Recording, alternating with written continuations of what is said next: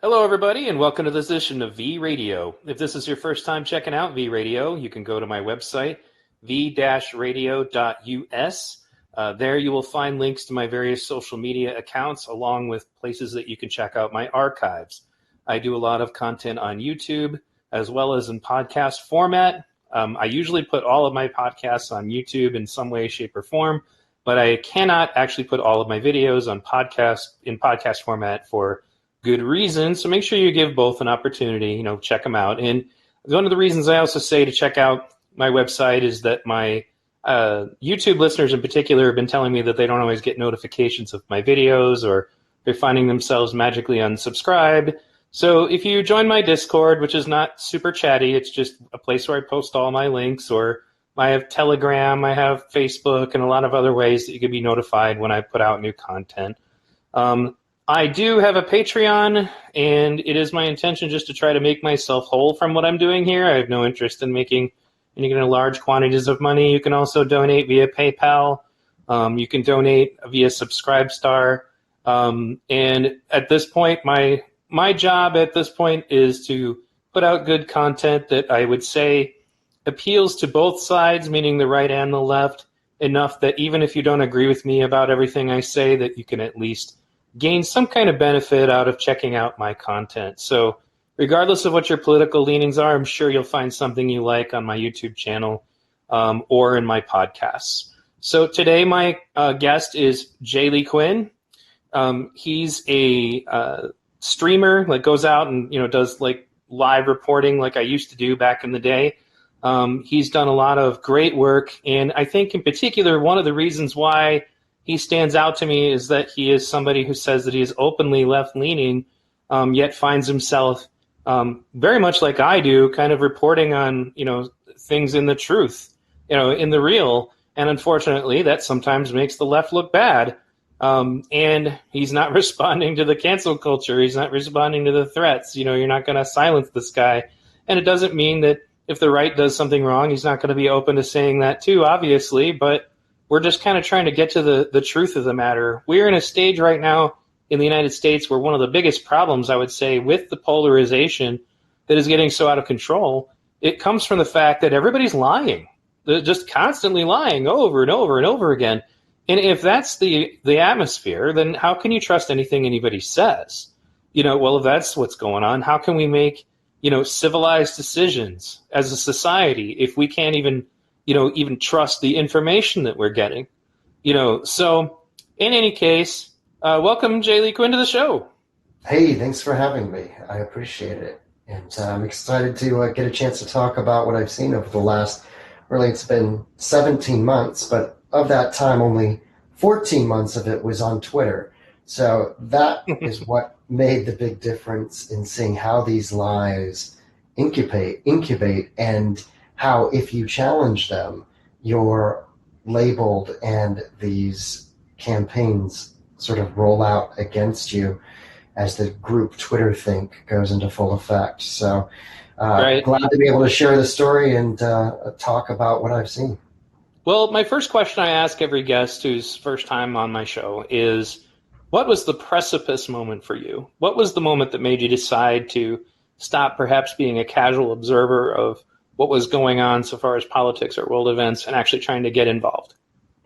Well, Santa Monica on May the 31st of 2020 was a big moment for me. I had been recently furloughed as a photojournalist for Unifying, the Spanish language television network, the local affiliate in Los Angeles I was working at the time. And because of COVID, they laid off the entire freelance staff. And so I was in Santa Monica. I'd been following the rioting the night before because it came very close to my doorstep, just right by San Vicente, which is, kind of the heart of mid-city of Los Angeles. The rioting got to the Target down the street. But it started off that night on Fairfax. This is the night before. This is just to set up Santa Monica. The night before, on May the 30th, rioting on Melrose, small businesses were burned. And there was the Fairfax riot that afternoon of May 30th, which is in front of CBS television studios. cop cars were lit ablaze. And so we had, solid 24 hours to 48 hours of rioting when May 31st comes along. And Santa Monica just gets ransacked. And how it unfolded and where I was at that moment in time sort of set the stage for me as to why I wanted to continue doing what I've been doing, which has been documenting from Santa Monica to Portland to the Capitol on January 6th to this summer of rioting that we had in Los Angeles. And I've been motivated and in a way just completely baffled by the incompetence of mainstream media coverage. I never imagined that we'd be seeing cities get ransacked and a very simplistic telling of the story. Sometimes so simplistic that it leaves out major details, like in Santa Monica, that the rioting was a mile away from the Black Lives Matter protest. That huge details in logistics when you tell these stories are being left out time and time again. So it made me want to stick with it this long. I was standing there. I got out of the ocean. I'd been surfing that morning in Santa Monica, and a guy comes up to me and he's like, "Yo, you want to buy a wetsuit?" And that was the strangest thing. It's May 31st. I said, "We're about to have summer. Why would I want to buy a wetsuit?" And what I didn't get was this guy not only wanted to sell me one wetsuit, he wanted to sell me two and give me a really good deal for cash. And it's because they'd already been ransacking stores in Santa Monica. And the Patagonia was one store that got, with wetsuits that got ransacked, and all of this was happening away from the actual Black Lives Matter protest. So I go to the Black Lives Matter protest. I'm in, board shorts and flip flops, and I'm photographing the protest, and then I get a text that the Van store is being looted near the 3rd Street Promenade, which is this big outdoor mall in Santa Monica. And so I hoof it over, and sure enough, the Vans is being looted. The police are just a block away, just standing there doing nothing by the 3rd Street Promenade, sort of locking down the major chain stores that are there on that thoroughfare. And because I don't look like press, I'm able to just record on my phone and capture what's going on. Now, this was kind of every photojournalist's, it was like a mystery. When I reviewed the footage the next day, I saw something that I didn't see when I was in the thick of it, which is I saw a guy with a latex mask, and it was a creepy latex mask. And in my video, he's coordinating with other people, quite clearly, who are covered from head to toe on a sunny day in Santa Monica. They're covered from head to toe in basically a form of black bloc, which is just a little more pedestrian looking, but nonetheless hoodies or what have you and masks. And I realized that as I review this footage that this is all coordinated. The people are talking to each other, and they're essentially on lookout. And you had spotters and people that were, communicating with each other. It was fascinating. I couldn't believe it. So I set out the next night to determine to find another looting in progress. And sure enough, I did eventually in Hollywood, and there were two guys coordinating it. One guy was the crowbar detail, and the other guy was on lookout. And the guy on lookout caught me filming everything going down, and pretty soon I had bottles of milk being thrown at me, and it was all a mystery to me. I didn't even know that the milk was for counteracting tear gas and so forth. I was completely new in a lot of ways to this radical scene and what was playing out on the streets of Los Angeles on May the 31st, and then June the 1st was when I went out and got the milk bottles hurled at me. And so getting some milk bottles hurled at you was the catalyst, and you're thinking, now I want to get involved.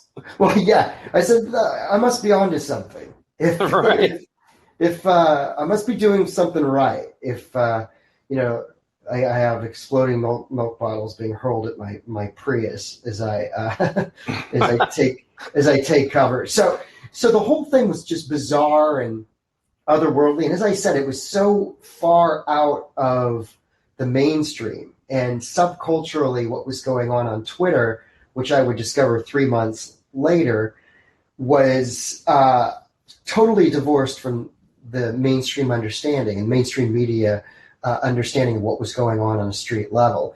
And that fascinated me. And so I just kept digging and traveling and digging because, I had time to be an independent and really just dive in and try to figure out what was going on. And I started making connections to stories I had done. I'd covered, anarchist tree sits at UC Berkeley back in 2007, 2008. And I started making connections as I looked back to different literature in this sort of scene when you look at like Crime Think and It's Going Down and all of these anarchist contemporary anarchist publications and anti-fascist movement advocates. I started just to make connections to different stories I had covered in the past. I was born in Berkeley. My parents met at UC Berkeley. So I'm very much have been culturally only on the left. There's nothing in my upbringing that hails from any kind of conservatism or republicanism. So I was seeing things and making connections when I was researching online and then seeing it play out in the streets all the way up to this summer in Los Angeles, where we saw coordinated direct action at the WeSpa, which was such a blatantly manufactured event where conservatives were attacked on July the 3rd when they went to protest the WeSpa. We can get into the details of how that played out. I would make one minor clarification, only to say that it wasn't just conservatives. It was like soccer moms with like PTA meeting quality signs as well. Like there were plenty of not hard right people. So a lesbian that I interviewed who sort of proudly wears the slur of the acronym TERF. She was, somebody who was harassed, and she kind of put on a clinic to the Black Bloc as they were trying to, persecute her right there on the sidewalk. As far as it's one of my videos I posted, it's her saying, "Did I say that?" and just calmly saying, "Did I ever say anything about being, against trans rights? Have I ever said anything?" And she says she just came to observe and check it out. But she is somebody who they were slurring as TERF, and then they chased her friend away. And so, yeah, it wasn't just conservatives. That is correct. It was anyone who was perceived to be against the radical Black Bloc mobilization, which was coming together under a new account primarily called SoCal Antifa that had popped up on Twitter on April the 28th. And a lot of what we saw, I believe, this summer in Los Angeles was because there was a catalyzation around this Twitter account and a couple of other personalities in the Los Angeles scene. Like Precious Child. Precious Child is one, Vishal Singh, who has sort of billed himself as this gonzo journalist who has participated in some of these conflicts and sometimes without a camera. Chad Loader is the biggest influencer when it comes to anti-fascist, quote unquote, activism, which includes militant tactics and Black Bloc. So these personalities who were able to kind of attract attention, it's kind of interesting to look at them now, because in the last 2 months there hasn't been here in Los Angeles that coordinated counteraction that we saw in July and August. And that primarily, I think, has to do with the fact on August 14th that somebody was arrested in that SoCal Antifa coalition for stabbing somebody who was of the right activist, group near the heart, and being arrested for it. So there have been a bunch of different, I guess you would say, setbacks for those in those Antifa coalitions. At which point, it's made it kind of untenable for them to keep coming to these right-wing events. And we could discuss about what that is. It could be a mixture of circumstances, really. Well, and obviously, and I've watched some of your older stuff, and I do advise my listeners and viewers to check out your channel, obviously. But you were there for January 6th, and you were there for Charlottesville. I wasn't at Charlottesville. Oh, you were not at Charlottesville. Okay. No, that would have been 2017. So that was. Okay.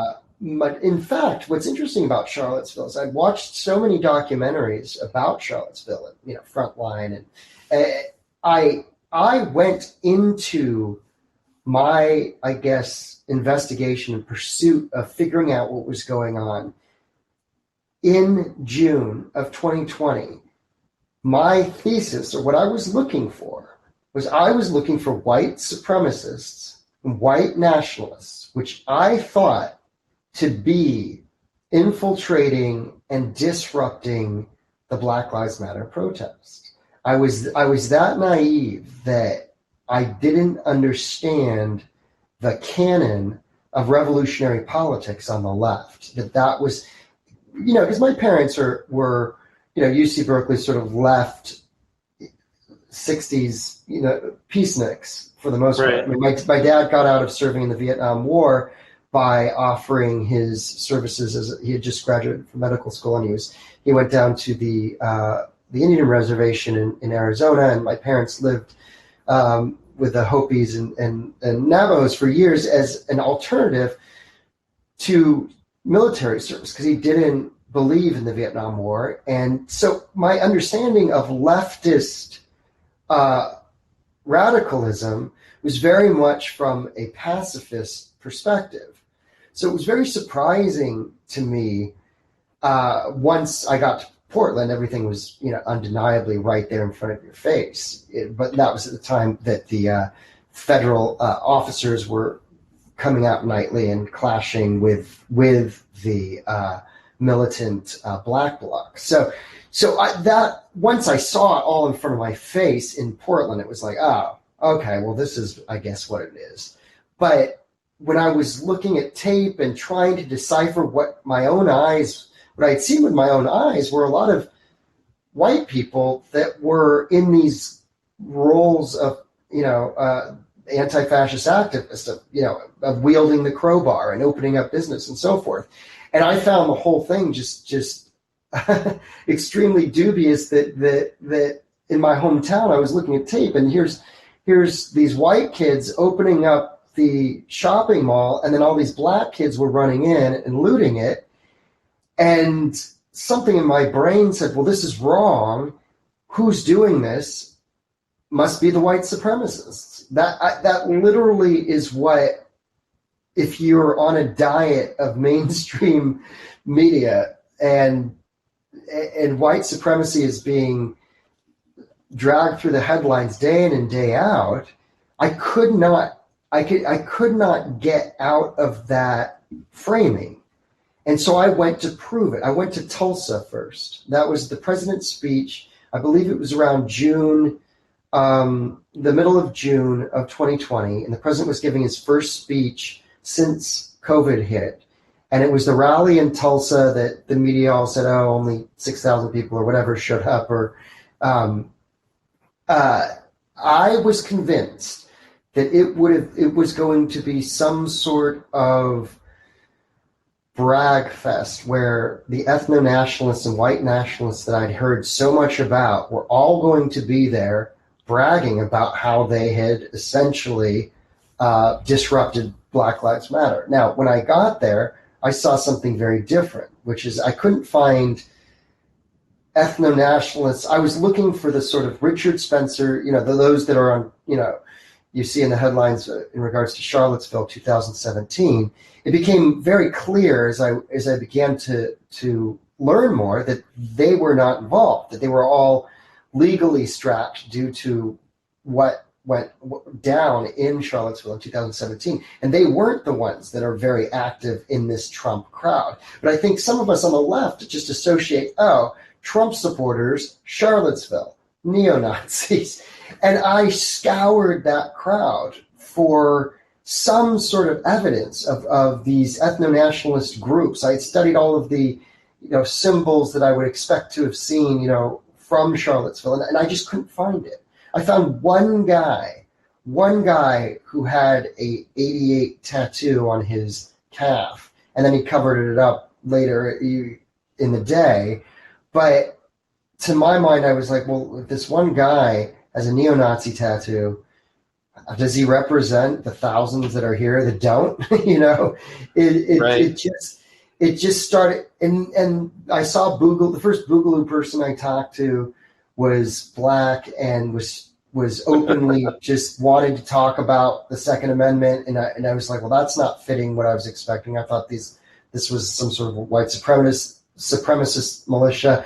And then the Proud Boys did kind of live up to, I guess, what they do, which is as the Black Lives Matter counter protests came by, the Proud Boys sort of had mace in their hands, and I photographed that, and they went to the front lines and basically said, called the BLM protest, was calling one guy a crackhead and all this stuff. They were just basically mouthing off.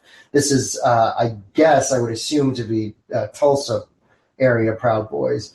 But there were only 7 of them, and that's what confused me. I thought if this was some big coordinated thing of white supremacy, I was taking that quite literally, that there'd be more than just 7 Proud Boys. Not only that, at one point, a guy with like a Rasta Tam and in a boombox was playing Bob Marley, and one of them lit up and they smoked a joint as this guy was blasting "Is This Love" from the boombox, and everybody just started kind of nodding their head, and it diffused the whole thing. So I got very confused because I thought, well, then does this mean that the Proud Boys aren't ethno-nationalists if they're willing to chill and smoke a doobie with this black dude? And nothing was adding up. And that's because the world that the activists have been so good at portraying from Twitter bleeds over to mainstream publications, which I get in my news feed. That stuff trends. That is what we are learning is the surefire way to get engagement, is to have outrage-based demonization type stories come across your news feed. And I was so inundated with that, it was so ingrained into my thinking that it took me months to just dismiss the whole notion of, okay, I guess everything I was told, I guess it's not a fact. It's not what I'm seeing. Going into these Trump crowds, I'm not seeing people who are preaching intolerance, and their message and who they are is very different. Now, saying this just outraged me. I have a best friend who has not talked to me in over a year because of saying this. This is somebody I've known for 30 years. So I couldn't for the life of me figure out why it was almost like a religious belief that these people are who they are, and if you're going to go against it, then you're a heretic of sorts, and you're not going to be welcome at the table. Not only that, but on Twitter, we're going to blast you as a right-wing propagandist. We're going to say that's what you are. We're going to label you that. And we're going to tell people to have no conversation with you, to block you. And the number, I've never really looked to see the number of accounts that have blocked me. I've blocked nobody. And that's just how I roll. It's not about that for me. It's not about being right or using the power of Twitter to insult somebody and bring them down a notch. It's about trying to get to understand who everybody is, who's showing up in the streets. And unfortunately, like, people understanding it, I think, is actually exactly the opposite of what these people want. You know, they don't want anybody to understand it. They want people to understand their version of it, whatever that is. Or commit to their version of it. Right, exactly. And I guess just to give you a little bit of my background, the first time I got into like on the ground activism was during Occupy. And so we were also pacifists. Like, that was peaceful protest was at the core of what Occupy did. And Black Bloc / Antifa existed at that time, and they would openly tell everybody that they were anarcho-communists or just communists. You know, they would openly tell everybody that they wanted to see society, you know, upturned and destroyed. And they would follow around behind our peaceful marches and break shit. And then we would have to, like, come out and explain to the media that that wasn't our idea. And one of the things that bothered me, like, I'm actually one of the people who drafted the resolution, for example, for Occupy Detroit and Flint to openly denounce violence, was that, first of all, I recognize that there are extremists that will be involved in that sort of thing. And I would say that is true, obviously, of Black Lives Matter as well. You know, like, not everybody involved, Black Lives Matter, is on board with that stuff. When I had Daryl Davis on my show, he made the very, very valid point, you know, that Black Lives Matter has a lot of chapters. My counterpoint, which was the same thing that I would have said back in Occupy, is, okay, but if we're silent about it, you guys are always telling racists that their silence is violence or whatever if they don't do enough, you know, but you guys are just dead quiet about it. You know, if how is that different? How is that different than this crowd of January the 6th that is being has the finger pointed at them and are condemned because somebody's there with a Confederate flag, that they don't police the person who has the coded or sometimes quite blatant racist T-shirt? And so exactly. forth, no, exactly. And that was the next. I was just saying that at the time we understood that we had to take responsibility when somebody did something like that during one of our actions and say that's not us. Now nobody does that anymore. Now it's if not only do they not, you get three layers. 1 second. One of them is the ones who deny that it's even happening, or that if it is happening, it's all white supremacists, even if you happen to be seeing people of color doing it. You know, it's all white supremacists, you know, or you get the people who say they're kind of apologists for it, or they're just outright encouraging it and you know, literally just saying that's what we need to do. Go ahead. Well, now that one I see a lot of, which is people saying this is what we do. These are the true believers who say that they don't want peace police, and that's the term that's out there used quite often. That the last thing that they need is somebody to police the protest and act as peace police, and that the type of protests where this kind of violence erupts, the diversity of tactics are welcome, saying that, you know, it's not for anybody to condemn any way that somebody chooses to protest, even if that includes violence. And definitely, I don't consider that protest. I don't consider that protest at all myself. No, me neither. And it's actually scientifically proven to not even be as effective. It's about 25% effective as opposed to 50% effective for peaceful protest. I think I sent you a link about that. But the point is that it seems to me that, you know, and the other angle that usually gets thrown on that is somehow white people are not allowed to tell black people how to protest. Like, that's a pretty common thing, as if by virtue of the color of someone's skin, they are correct or incorrect about something.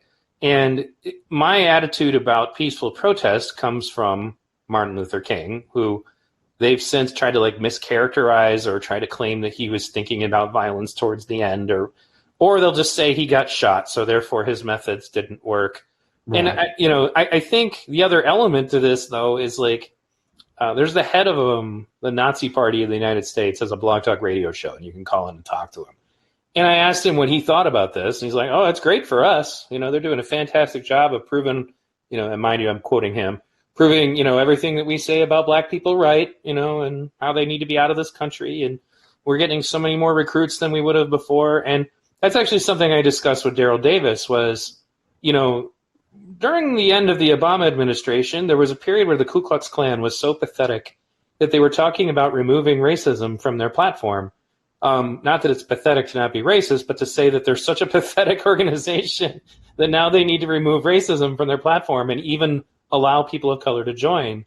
And Daryl, actually confirmed that did in fact happen, that the Ku Klux Klan was looking at rebranding because there was just nobody interested, and like when we're bringing up the white nationalists, they make films about Nazi skinheads.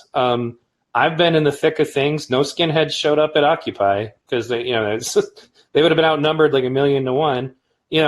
There were Tea Party guys we might get sometimes, but those conversations were usually cordial. We definitely didn't agree, but we weren't fighting each other, and there was still a very nonviolence attitude about things. And I think for me, my opposition to what they're doing is because it's not even a question just of morality. It's not effective. It doesn't work. It has the opposite reaction, that to what you would want. Nobody, for example, has had an epiphany that they suddenly care more about people of color being profiled as criminals, for example, because a bunch of people of color went and burned down a city and looted and destroyed things. That does not help them. If you're fighting profiling, which you should, if you're fighting a bogus public image of your people, going out and doing exactly what the KKK or Nazi, organizations would say you do, does not help you. Not to mention, it's funny, is like when you brought up the riots, it's like statistically it's shown that riots destroy the local economy and increase poverty. They talk a lot about, for example, the Tulsa Race Massacre. Well, why is it that the KKK showed up in their neighborhood and burned it down instead of burning down their own neighborhood? That would be because they knew exactly what would happen to the local economy of that neighborhood when they did that. But nobody's thinking like that. It honestly felt to me, and I noticed this all the way back in Occupy. You talked about comparing it to a religion. I was at Occupy Detroit and Occupy Flint primarily. And so there was kind of like a test and control. Occupy Detroit was infected with wokeness. I want to say probably about halfway through its existence. And it devolved into little tribes of angry activists constantly fighting and bickering with each other. Occupy Flint was equally diverse as far as race and gender and, people of the LGBTQ community, but there was no wokeness. So not only was it far more productive, like we got way more stuff done. We had solar power charging our, electrical devices at Occupy Flint. We had these great structures that kept us warm. Like all kinds of great stuff was going on. Occupy Detroit was a mess. Occupy Flint was not. And I would directly link that to the fact that we weren't spending a bunch of time wasting our time on, teach-ins where we're going to explain to this group of people that they're less oppressed than that group of people, where we weren't gumming up our, debates on what to do next on, you're a white male, so therefore your view on this issue holds less validity by virtue of that. Basically Occupy Detroit now is just kind of what's left of it is just like a mild Facebook presence. And maybe some of us still talk to each other, but it just disintegrated. And I wouldn't say that Occupy Flint is necessarily better on that, but and there was still infighting in Occupy Flint like there would be anywhere else as far as just people interacting, but the woke stuff destroyed the effectiveness of those movements. And I hate to say it, but I honestly believe that that's by design. It looked like social engineering to destroy the left because Occupy at its apex was an extremely dangerous organization to the Wall Street world. And I did a video about this because somebody else had compiled this, but around the time that it was like Bernie Sanders versus Hillary Clinton, there was still a lot of Occupy, activists still left. And there's a trend you can actually follow statistically that the news stopped talking about Occupy, stopped talking about the bank bailout, Stop talking about banks and monetary issues and class issues more specifically. There was no more rich versus poor, and one of the things that this presentation brought up was there was a moment where Hillary Clinton is addressing people at a rally, and she's like, Bernie Sanders wants to break up the big banks. We could break up the big banks tomorrow, but what would that do to stop racism in this country? What would that do for the LGBTQ community? What would that do for the immigrants? Like, she literally just changed the crowd's attention directly to talking about the woke fights to distract from the issue of wealth inequality. And now we're being told that all wealth inequality is entirely based in race. And go ahead. I'm curious what you mean by design, though, or engineered. Is that what you had said? Yeah, I honestly feel somebody probably went out of their way to manipulate and destroy that situation. I think that there was who, I don't know, but it showed the signs of somebody having a strategy to say, how can we get rid of this thing? Well, and we can't keep getting all this attention to our bad banking stuff. What are we going to do about it? So I have a feeling, I can't prove it, but being there on the ground and having studied social engineering and how these things tend to go down, I realized, man, if you ever wanted to just render Occupy ineffective, this would be the best way to do it. Because before that, Occupy was a totally colorblind, gender-neutral, almost utopia of activists who would have never even known each other beforehand, working together hand in hand seamlessly into a group of bickering, angry people who were incapable of communicating with each other, and it happened very rapidly. So it gave me the feeling that somebody, entity, whatever, had decided that this would be the best way to render the left essentially useless, and they succeeded. So I'm not tinfoil hatting. I can't say that I know exactly who did it, but whoever did it, they did their job well. And as a result, what's left of leftist activism now, because that was the other thing that I wanted to point out, was that Occupy inherited the nonviolence of the previous civil rights movement that you were talking about. Now, it's not like that anymore. Black Lives Matter does not have that same relationship with nonviolence. Some do, but by and large, the organization, is also just kind of openly communist. They don't even argue about it anymore. You do have to dig a little bit to find it, but and I say that as somebody, it's like, I'm on the left. I don't hate communists. That's not the issue. It's that people are just lying about it. That's what concerns me. And the kind of real quick, the kind of communists we're talking about would be like Patrisse Cullors, for example, glowingly reviewing somebody's book and comparing it to the Red Book of Mao. And that was the book that was used to kind of bring about a violent cultural revolution that got a whole bunch of people killed. So not just communists, but dangerous communists, not people who just want to freely live and work together and, but people who actually would want a totalitarian regime to come in and get rid of whoever they don't like and, those kinds of communists. Go ahead. And yet in practice, all three women who started Black Lives Matter are extremely capitalistic in their endeavors, even though they give this nod to far left radicalism. In other words, Patrisse Cullors, I think, bought 3 or 4 properties. That was written a book, had a deal, I think it was with Warner Brothers, as far as developing content. And another one's represented by the William Morris Agency, and then another one is also on a book tour. So virtual book tour, I guess. Then you could also talk about kind of the people who grifted on top of that, like say Sean King, right, who recently had a falling out with the parents of a guy who had been shot by the cops because he was out talking about fundraising for them, and they're like, "What are you doing?" They called him out on Twitter. He actually deleted his Twitter account because of that. They're like, "Oh, really? We didn't tell you to do that." No, yeah, they're all millionaires at this point. I think, what that brings to my attention would be the moment in Animal Farm when the pigs kind of slightly change the rules and say all animals are equal, but some animals are more equal than others.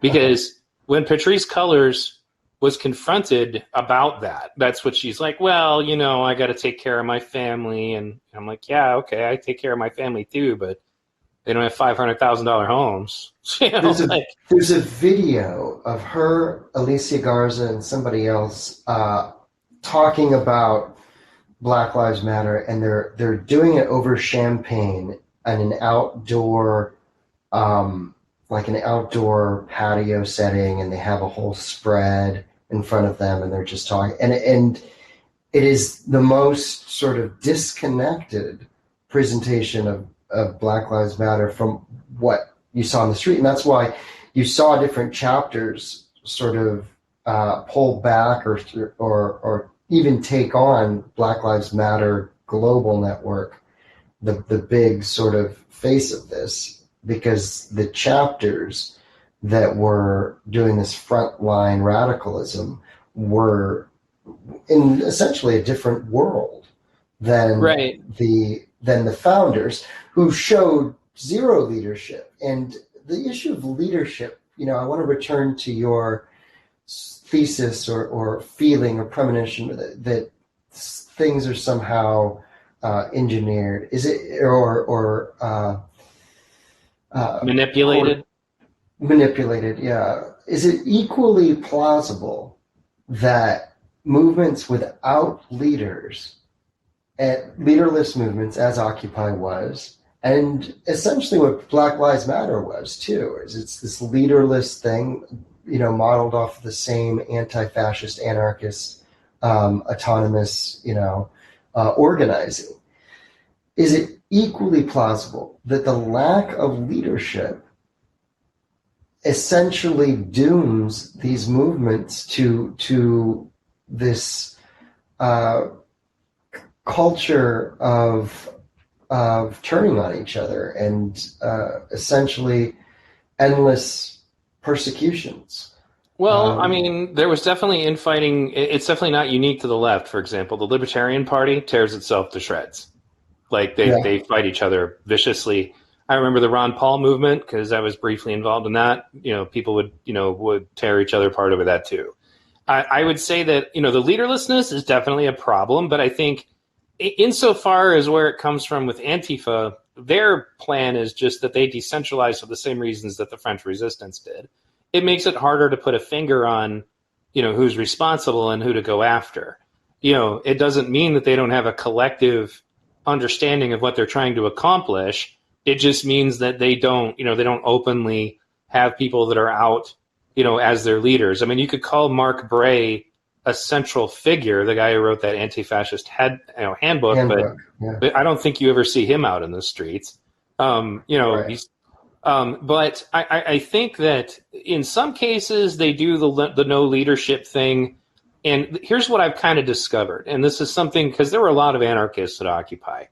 And we did a consensus model decision making, and it worked really well as long as everybody involved was honestly participating in good faith. But what I would say is that what I have encountered, and not just on the left, this is true of right anarchists too, is that the people who are usually screaming the loudest about anti-authoritarianism, when you end up going to groups with those people, tend to be the people who end up doing most of the talking and kind of pushing things. And you notice that eventually they're kind of making the decisions, and you're like, oh, okay, I think I see what the real problem here is. The real problem is that you want to be in charge. It's not that you don't want, anybody to, and I guess another good example of that is, you studied Charlottesville.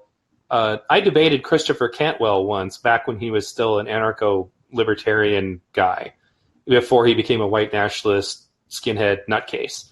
And he was the kind of personality, this was something that me and another leftist anarchist talked about, was that, man, these movements seem to attract a lot of people that you would not want as your neighbor in a stateless society. Right. It's not just a left or a right phenomenon. It's, anarchy in general tends to attract some really toxic people. My ex-wife met a guy at the Libertarian Convention, went off to be with him for a while, and, he convinced her never to call the cops and authority's bad. And then eventually he brutally beat her and forced her to drink his urine. This is the kind of person he actually was. And then you ask yourself, like, is this the person I want as my neighbor in an anarchist society where we don't have any police. So that's why it sounds often like I'm just beating up on the left, but you run into personalities like that in Antifa, and as far as the categorization of Black Lives Matter, I have a friend of mine who is actually Black, and he's a little older. He's my generation of leftist, and he just goes to these things and he's quiet. And he's found obviously that they're willing to say a lot more stuff out in the open around a Black guy than they would around, say, maybe a white activist. And I said, well, in reference specifically to abolish the police, I said, what kind of people do you encounter who want to abolish the police? And he said, well, they come in two forms usually.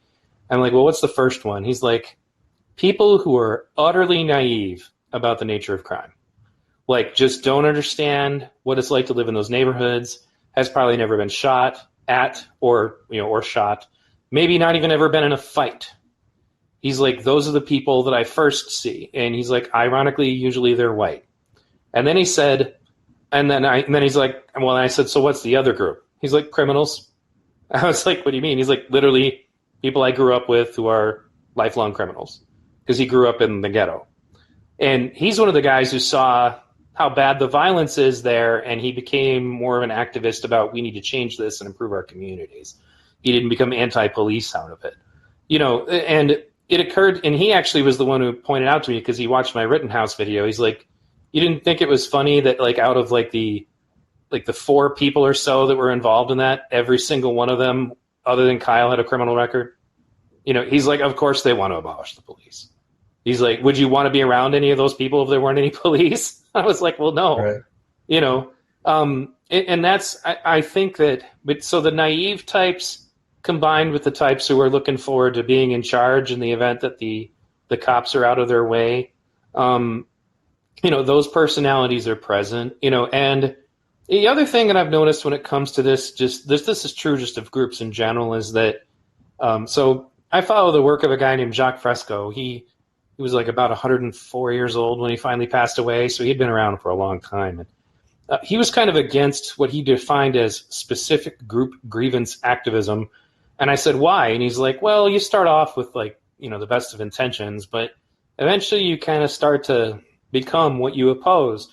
You start to think to yourself, well, I'm just looking for equality. And then eventually it's, well, equality, but, now I want some payback for bad things done to me. So now I don't necessarily want to be equal anymore.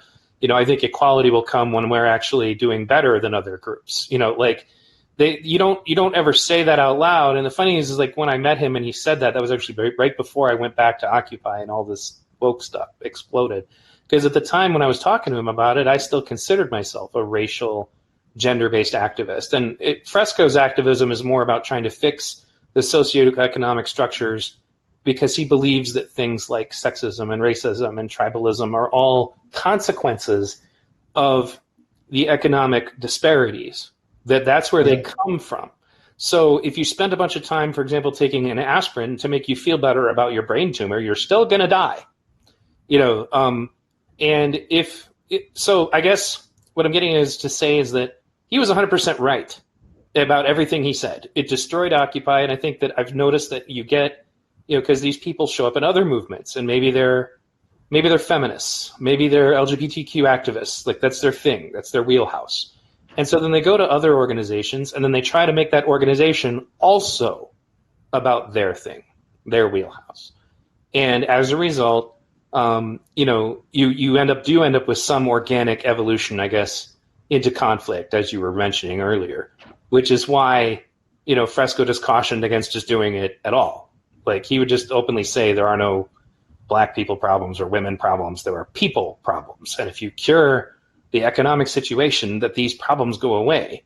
And I guess to finalize my point on that, when I taught my kids about racism, we watched the movie Gangs of New York, which really doesn't, I don't think there are even any people of color in the entire film, but there's plenty of racism, because at the time, the white Irish fleeing the potato famine were the Mexicans coming to steal our jobs.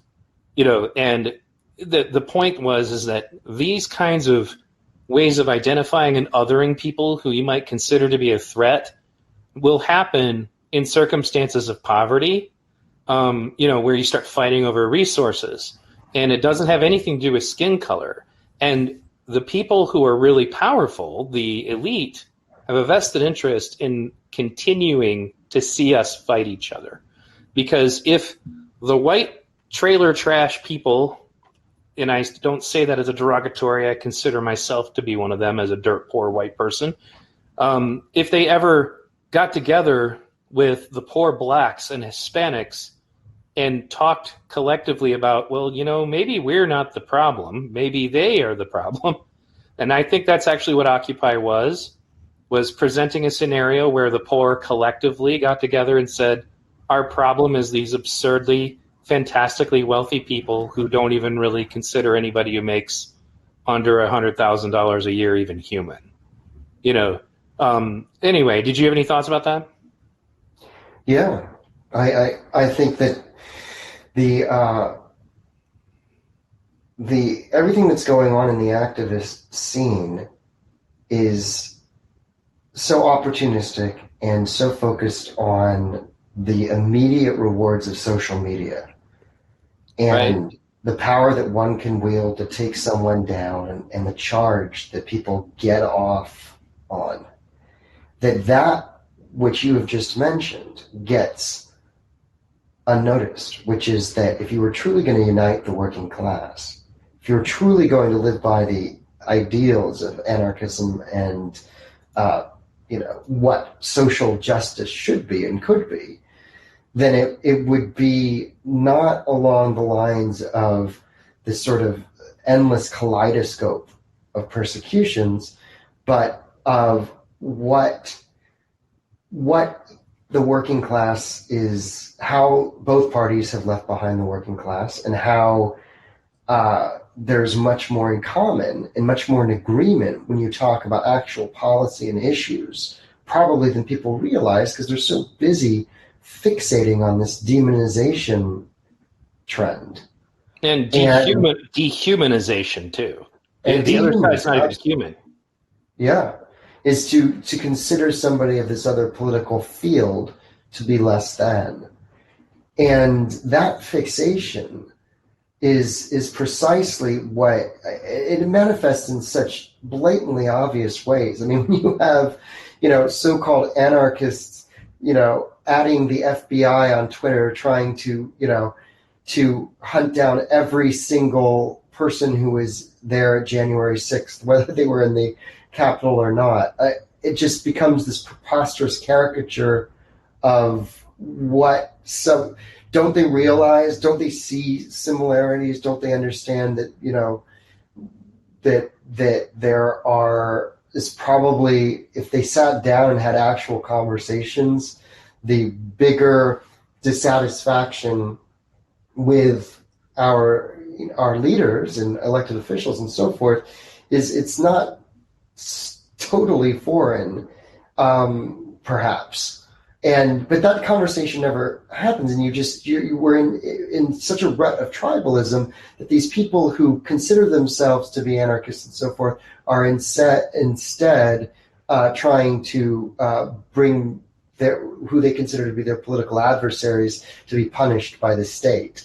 And so you reach these absurd points where these kind of, and some of them might be nationalists or so forth who represent themselves in court and then, are being scoffed at for being, not having lawyers or what have you, And I'm not talking about Charlottesville. I'm talking about other stuff, other instances where, for example, here in LA, a Proud Boy has been going up against Chad Loder, and there's been this sort of scene around these harassment cases that have been filed and so forth, and just the scoffing at the person who is claiming harassment and so forth, and that person representing themselves, and what's being missed is that the political adversaries, all of these people who go out into the street,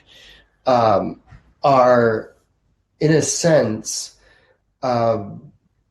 of like mind. They're dissatisfied by how they're represented in the current political system, And so to demonize and dehumanize the other one, all it does is it's just a fix. It's people that are just jonesing for attention, and it really is. You have to pull back from it sometimes and just sort of turn away because it gets so revolting, and Well, it that's has a kind of lot in common right. with it has a lot in common with religious persecution. Like it literally reminds me of the kind of crap that would go on during inquisitions and witch hunts, and people were doing that also for attention or to prove that they were virtuous. Or did you see how close I am with God? Did you see how I brought down that woman because she was a witch? Right. There's and I apologize for interrupting. I just wanted to kind of interject that point is that it definitely is. It has all the signs of religious persecution, right down to irrationalness, but also the corrupted motives that come out, which is, like you said, they want attention, they want to feel important, they want to feel powerful, and so there's definitely plenty of that going around, and I think that the problem that I'm having more has to do with the fact that there seems to be a war on the human mind going on, our ability to think is being threatened, and in fact identified as a negative thing. Yeah. Like Benjamin Boyce's documentary on what happened at the Evergreen State College. Have you watched it?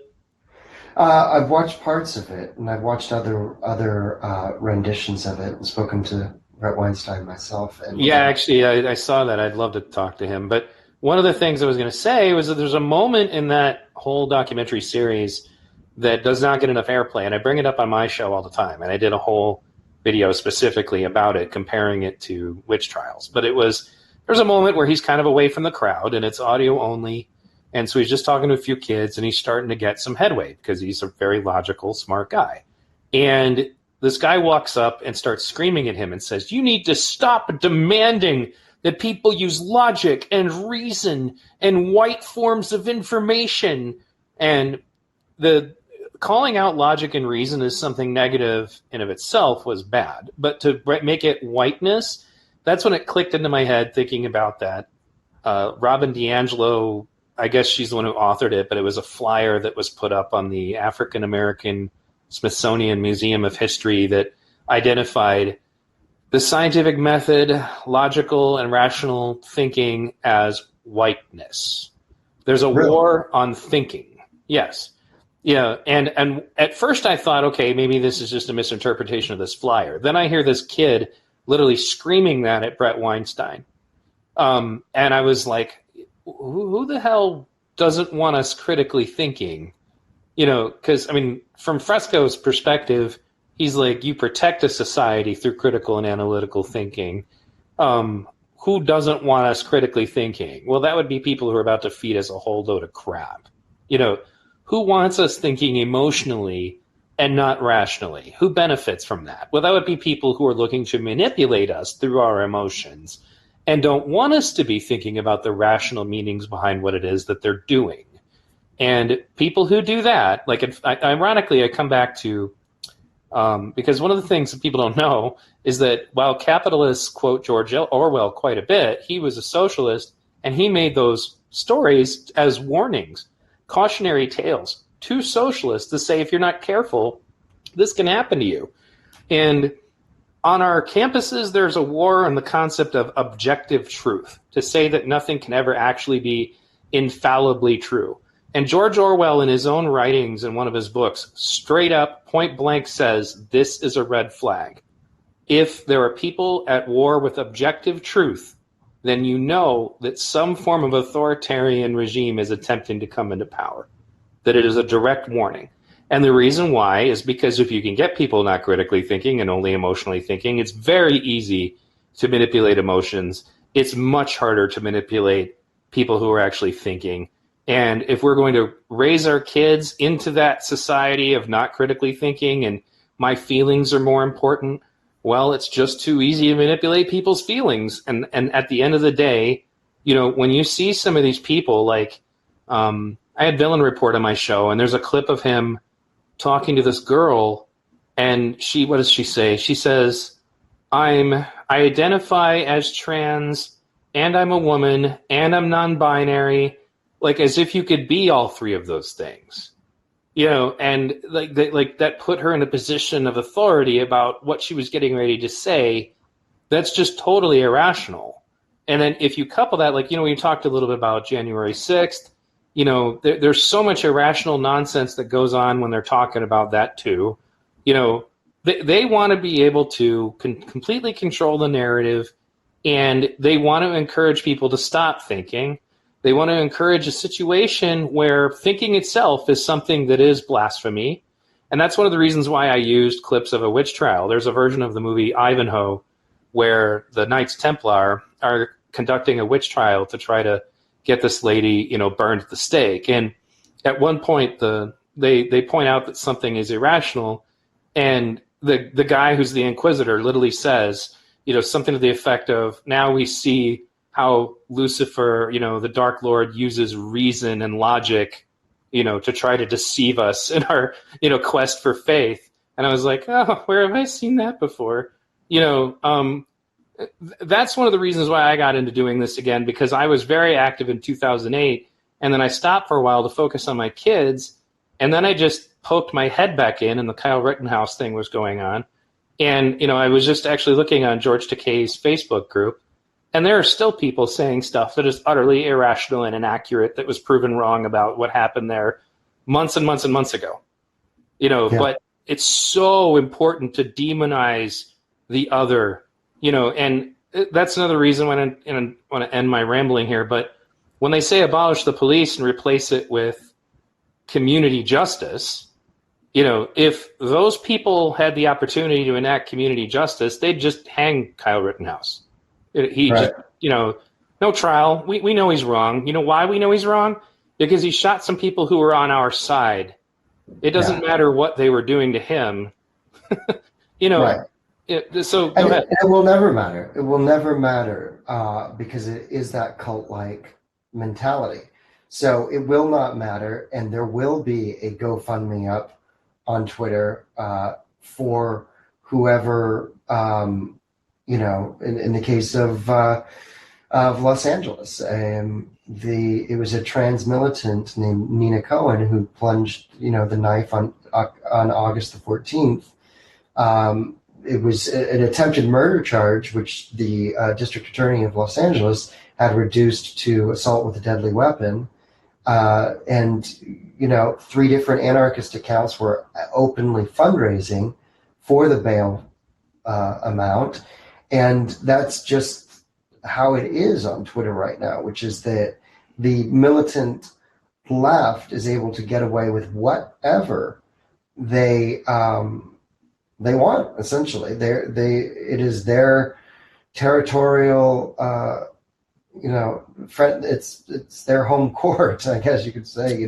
Well, right, and no, it's totally there's a total blind spot. Like Antifa can do no wrong, especially because the right has been completely excommunicated from it, and kicked off, and they've done such a thorough job of deplatforming anybody from the right who is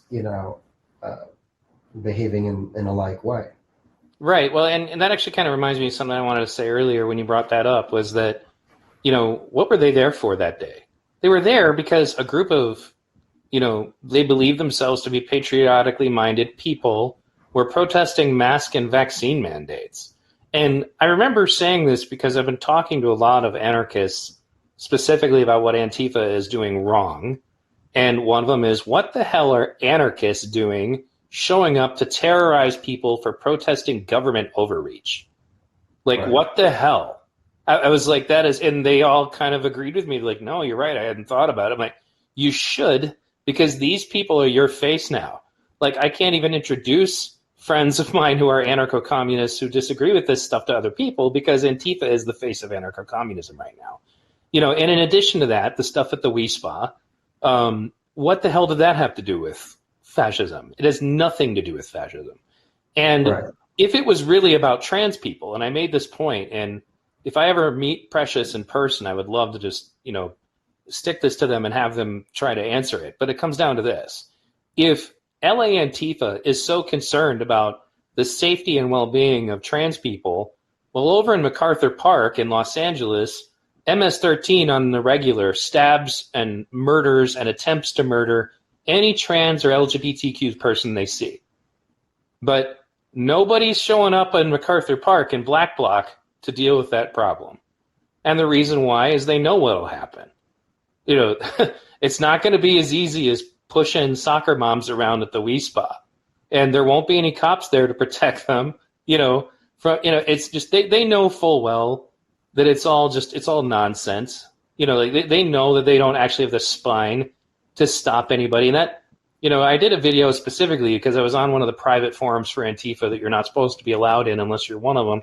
And the issue of abolishing the police comes up. And I ask them, so what are you going to do about the cartels? And they say, oh, well, we Antifa militants will handle that. I'm like, no, you won't.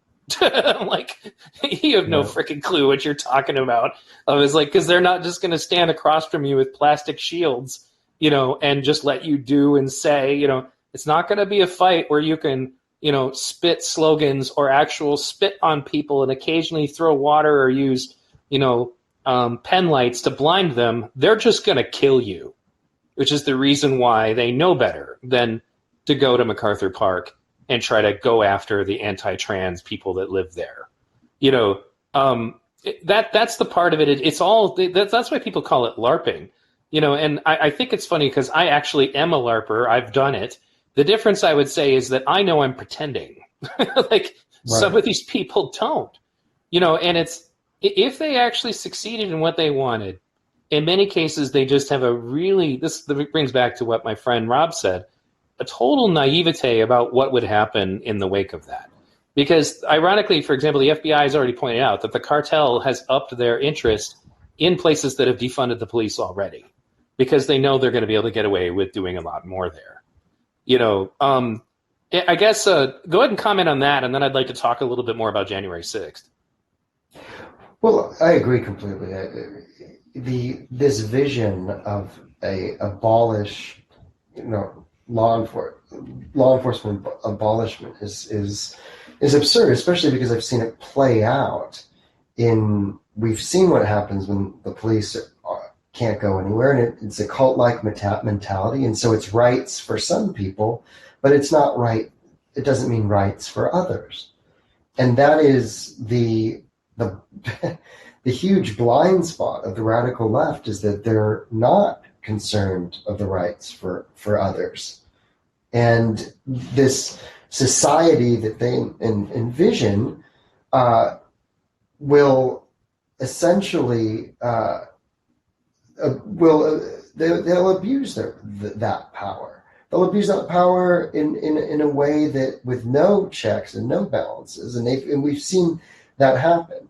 So if you're against them, or if you question, or you bring up issues for discussion, that is enough to get you painted a certain way. And I've had that.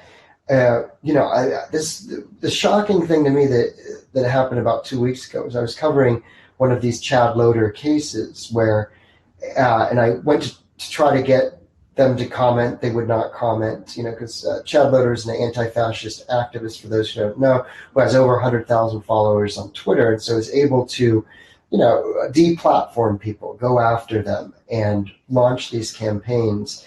Also, he has advocated for Black Bloc tactics and advocated for certain tactics to be used at protests, and has been something of a shot caller. He is embroiled in all of these harassment lawsuits. And I spoke to his lawyer, and I was trying to get an answer out of, in a legal filing, Chad Loader is now referring to himself as a journalist. And he has adamantly said that he's not a journalist for, the better part of the last 2 years. And so they're just making this claim in order to kind of usurp legitimacy. And this is bad for journalists everywhere, because if anybody can say they're a journalist and then go out and engage in combat, that erodes, what little public trust there is left. It makes it unsafe for actual journalists to be out there. So I've been very adamant about telling this part of the story. And the attorney, when I asked him, your client has advocated for suppression tactics against journalists, clearly identifying journalists to be suppressed, not only one by one because they disagree, but actually out in the field to block cameras, to engage in certain ways to make it so that journalists can't do their job. Your client has done that. How can you now claim in a legal filing that Chad Loder is a journalist?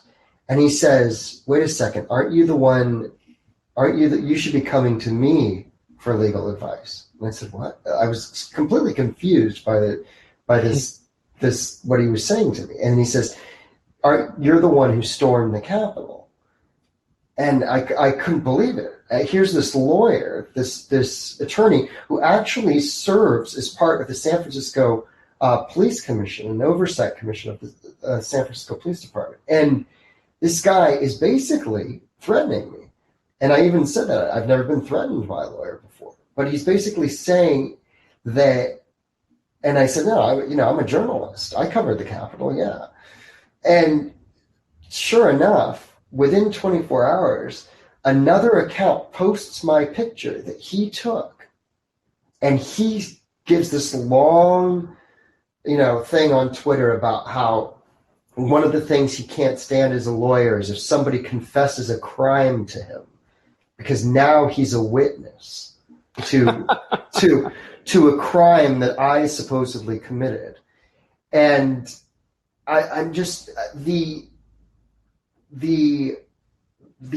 lack of ethics to do something like that, to turn to Twitter, take a picture of me, post it, and then claim that I've committed some kind of crime just because I asked him a question about his client, essentially doing what he's doing, which is trying to suppress journalists. Right. Well, yeah, and going after you because you gave any kind of unbiased coverage of what happened on January 6th. And I think to give my audience a little bit of background on the Chad Loder thing, I did a video specifically because Chad had came out after the stabbing and they were looking for information on Rusty, who was the victim, because there was really no way for Antifa to twist that. Like, that was a real, nightmare for them. In a similar fashion to the Michael Reinhold thing, at least the way they were trying to hot potato it before. And I did a video about that too. But the point is that they were trying to characterize that guy stabbed that guy because he was out hitting people with a skateboard as if he was scared for his life. And that's when I put together a montage of LA Antifa taking skateboards to people's heads, literally knocking them down. That's how heavily and hard they hit them in the head. So it was just ridiculous. And thankfully, it seems like they've kind of backed off on this notion that they're going to demonize Rusty. But the point is that was just clear, total propaganda weaving. There was no news to it. That is, at that point, you are public relations, for Antifa. You're not reporting on it. Not you, obviously. I'm talking about Chad. Right. And then that Vishal character does it too, constantly, in ways that are so bad. And the thing is that the people that are looking for affirmation that Antifa does no wrong will just listen to those people and go, oh, okay, well, Chad Loder or Vishal said it must be true. That's it as far as I'm concerned, and then they move on with the rest of their day. I deal with people all the time who, for example, another example of before we get into January 6th is I had a debate with Bo of the Fifth Column.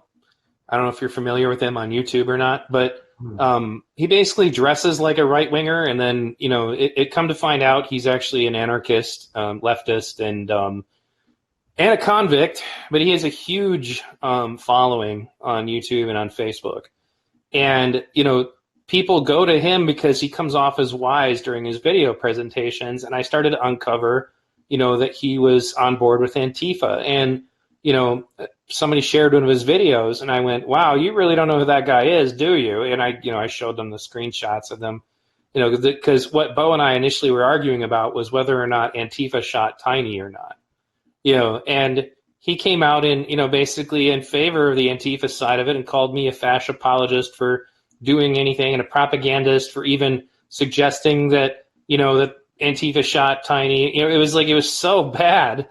And he's usually pretty smart about that sort of thing. He doesn't do that sort of thing in his channel, but he definitely did it on Twitter.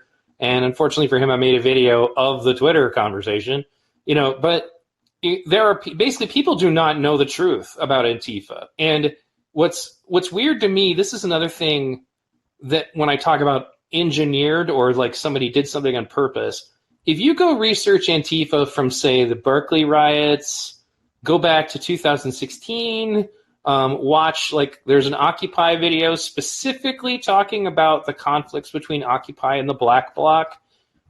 People were just openly talking about Antifa and saying that it's a group and it's an organization and this is what they do. Even leftist outlets were doing that at that time.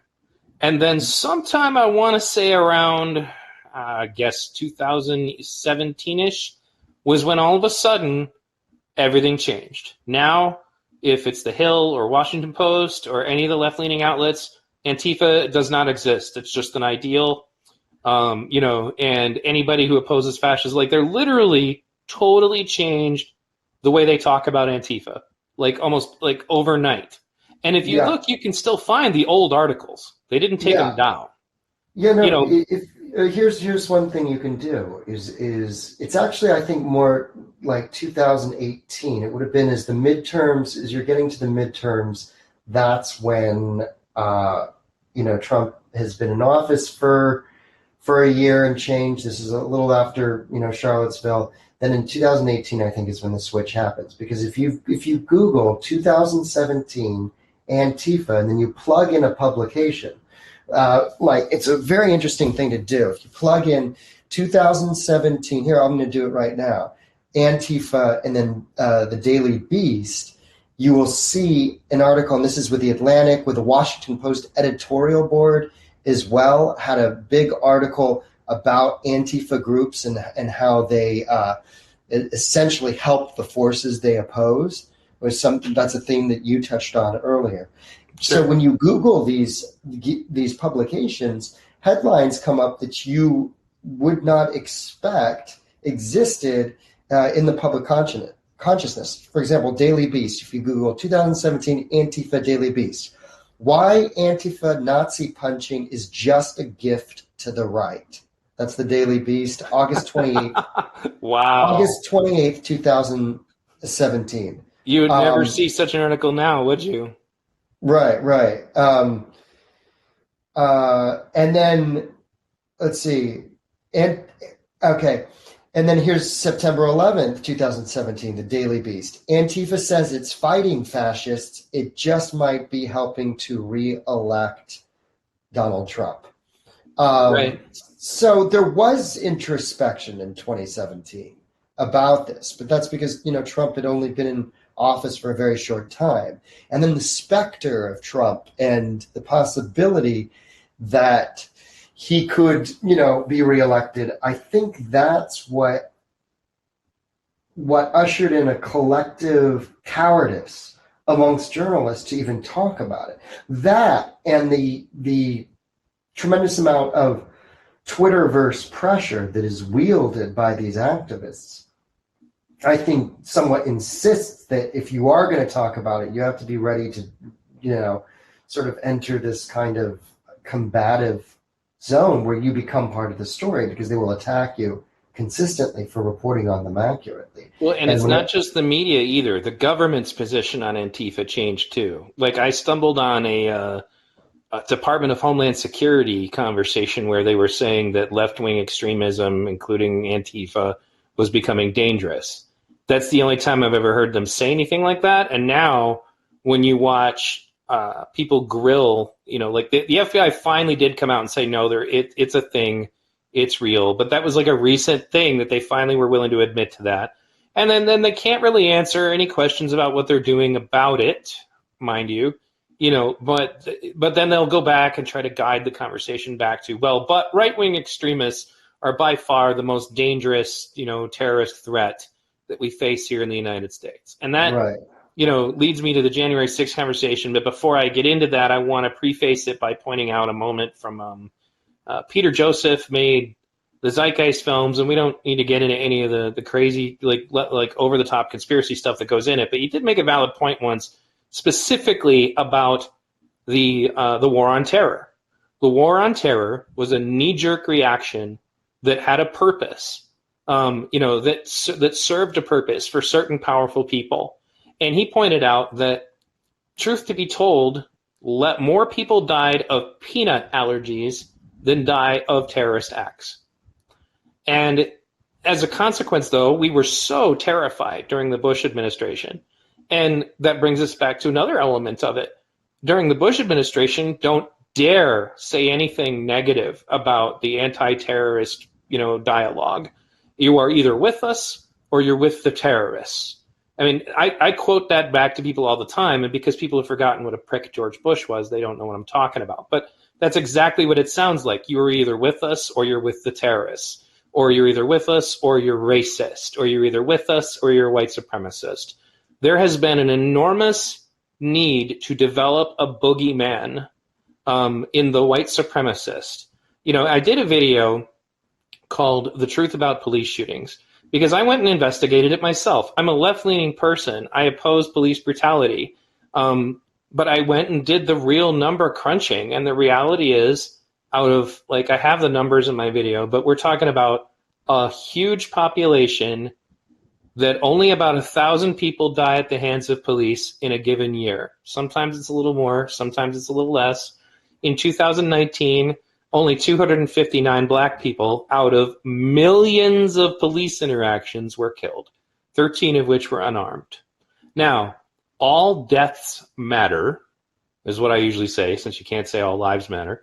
All deaths matter. It doesn't mean that any of the lives of the people who are killed at the hands of police unjustly are irrelevant, but that's not the point. Who benefits from us thinking, because they use words like genocide to describe that, when statistically, and I have all of the receipts for this, you are more likely to drown in a swimming pool, you are more likely to die of a gallbladder complication, you are more likely to die in a house fire, you are more likely to die in childbirth, even as a black person in the United States, than you are to be shot by police. Do we need to improve it? Do we need to reform it? Do we need to alleviate, and try to get the death number to zero? Absolutely, just like anything else. Who benefits, however, from making people think that this is a genocide? Who benefits from making people think that white supremacy is this enormous boogeyman? And the reality is, and that's something even Daryl Davis would agree with. The Klan is a thing, but it's way smaller than it used to be. And it's honestly, when you watch videos where they go to these meetings, the meetings are very poorly attended because there just isn't much interest. Neo-Nazi groups, that's something I remember talking about earlier. The only time I can even consider a moment when I would have thought that actual Antifa fought actual fascists would have been Charlottesville. I've never seen it other than that, ever. And I watch a lot of footage, but they need to create a fascist boogeyman too. And how does that work? Real quick, I'll finish this up before we move on. And I'll let you, counter, obviously. But they're trying to redefine what fascism means. They're trying to redefine what white supremacy means. And they're trying to redefine what racism means so that it's very easy to label people. And that also reminds me of religious persecution and inquisitions. If you've studied anything about how witch hunters established if somebody was guilty, there were literally situations where they would, say, for example, hog-tie a woman and then throw her in a body of water. And if she sank and drowned, well, she's innocent, but at least her soul is with God. Or if she floated, well, then you burn her to death. That's that. And we're not going to that point yet, but it's just as irrational. That's why they need these things to be amorphous, nebulous concepts, because that way you can make anybody guilty for just daring to go against the party line, whatever that is. So go ahead and respond to that, and then we'll move on to January 6th. Well, one of the chants, that was a big part of the BLM and anti-fascist movement in protests was this: "Cops and Klan go hand in hand." They keep chanting that, and I started to realize very early on when I published the video from Santa Monica of the ransacking of the Van store. I think I put it on my own Facebook, and I outraged a lot of younger people that were on my feed. These were people I knew. I would go take some art, performing arts and different classes at the community college in Santa Monica. So I had some younger people in my feed, and this one young woman was outraged that I wasn't supposed to publish faces. I wasn't supposed to do this, and it was a completely foreign concept to me that I was. I said, well, this is what I do. I do news. I shoot news. I publish what I shoot. I don't, I understand if you're sympathetic to certain things, but this is what's happening and so forth. And I started getting all of these memes and talking points about police deriving from slave catchers, and I started to see early on that this sort of association of the police and white supremacy was really ingrained into the young activist mindset. And I think I told you, when I was looking for white supremacists, I was also looking for this kind of connection. And one of the people I talked to, we spoke about briefly, I talked to this professor at Chapman University who is a quote unquote expert who teaches about extremism and goes on to Frontline, and I've had some really good conversations with him. His name's Dr. Peter Simi, and I've had some good conversations. We disagree on stuff, but he knew me from the beginning. What's unique is when I contacted him, I thought I was looking for white supremacists. And so when I showed him all the evidence that I was gathering, he thought I was pushing a little bit. And he even asked me, are you maybe, kind of, reading into things a little too much? I think he could see that I really wanted this to be about white supremacists in June of 2020. And at a certain point I reached, it became futile because the evidence was so overwhelmingly stacked on the other end, on leftist militancy. But the point is that I met him when I was looking for white supremacists. Then I came back with all this information that was, oh, hey, well, I was totally wrong on that. There's all of this coordinated violence, including attacking normie conservatives. And we were just talking about the headlines. I was just Googling the Washington Post and Antifa, and one of the Washington Post headlines talks about Berkeley and Antifa activists attacking peaceful right-wing protesters. This is August 28th, 2017. Black-clad Antifa members attack peaceful right-wing demonstrators in Berkeley. That is the Washington Post in 2017. Right. Now, again, how did we lose their entire editorial board, Washington Post editorial board, August 29th, 2017. Opinion: Antifa groups only help the hateful forces they claim to oppose. So Right. all of this was going on. I know that somebody like Dr. Peter Simi knows that this was happening, but the emphasis is so myopically on this white supremacy, and what is the quotient of it? That's what we don't know. If we're not encouraged to use logic and reason and just react emotionally, then we are in this nebulous state, as you said, because what is the actual quotient of white supremacy and white supremacy among the police? And I'm talking to Peter Simi about this. We had several discussions, which I never published, because I was so wrong at that point. I was off on these red herrings, and I didn't really have a full picture of what was going on in the activist scene. But he would always bring this up, that, police and police connections to possible, extremist groups and this and that. And I asked, well, what is the evidence on that? and his answer to me is, well, we don't know. And I said, well, if we don't know, then how do why we are know you it's going even on Frontline and telling people that? right? So how do we know it's even a thing Right. if there's, you know, that our police departments are somehow infiltrated by ideological white supremacists and so forth.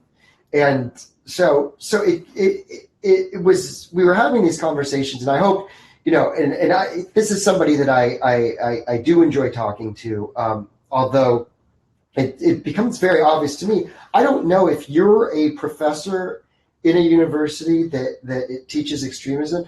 Are you allowed to all of a sudden say, hey, I think we went too far on the white supremacy thing, and we forgot about this other thing that we were talking about back in 2017, which was that the hateful forces that these Antifa aligned groups oppose are actually being fueled in a sense by them, especially when they're able to get away with it with zero accountability or coverage from the mainstream press. So it just that professors or journalists are in a position where they themselves, despite their biases and good intentions, may be unable to just have the conversation because they worry about the fallout to their personal, you know, careers and ability to continue in the work that they do. That should be very concerning, because that means you never know if you reach that point where you've won, quote unquote. If you're in this battle against white supremacy, are you never allowed to win it?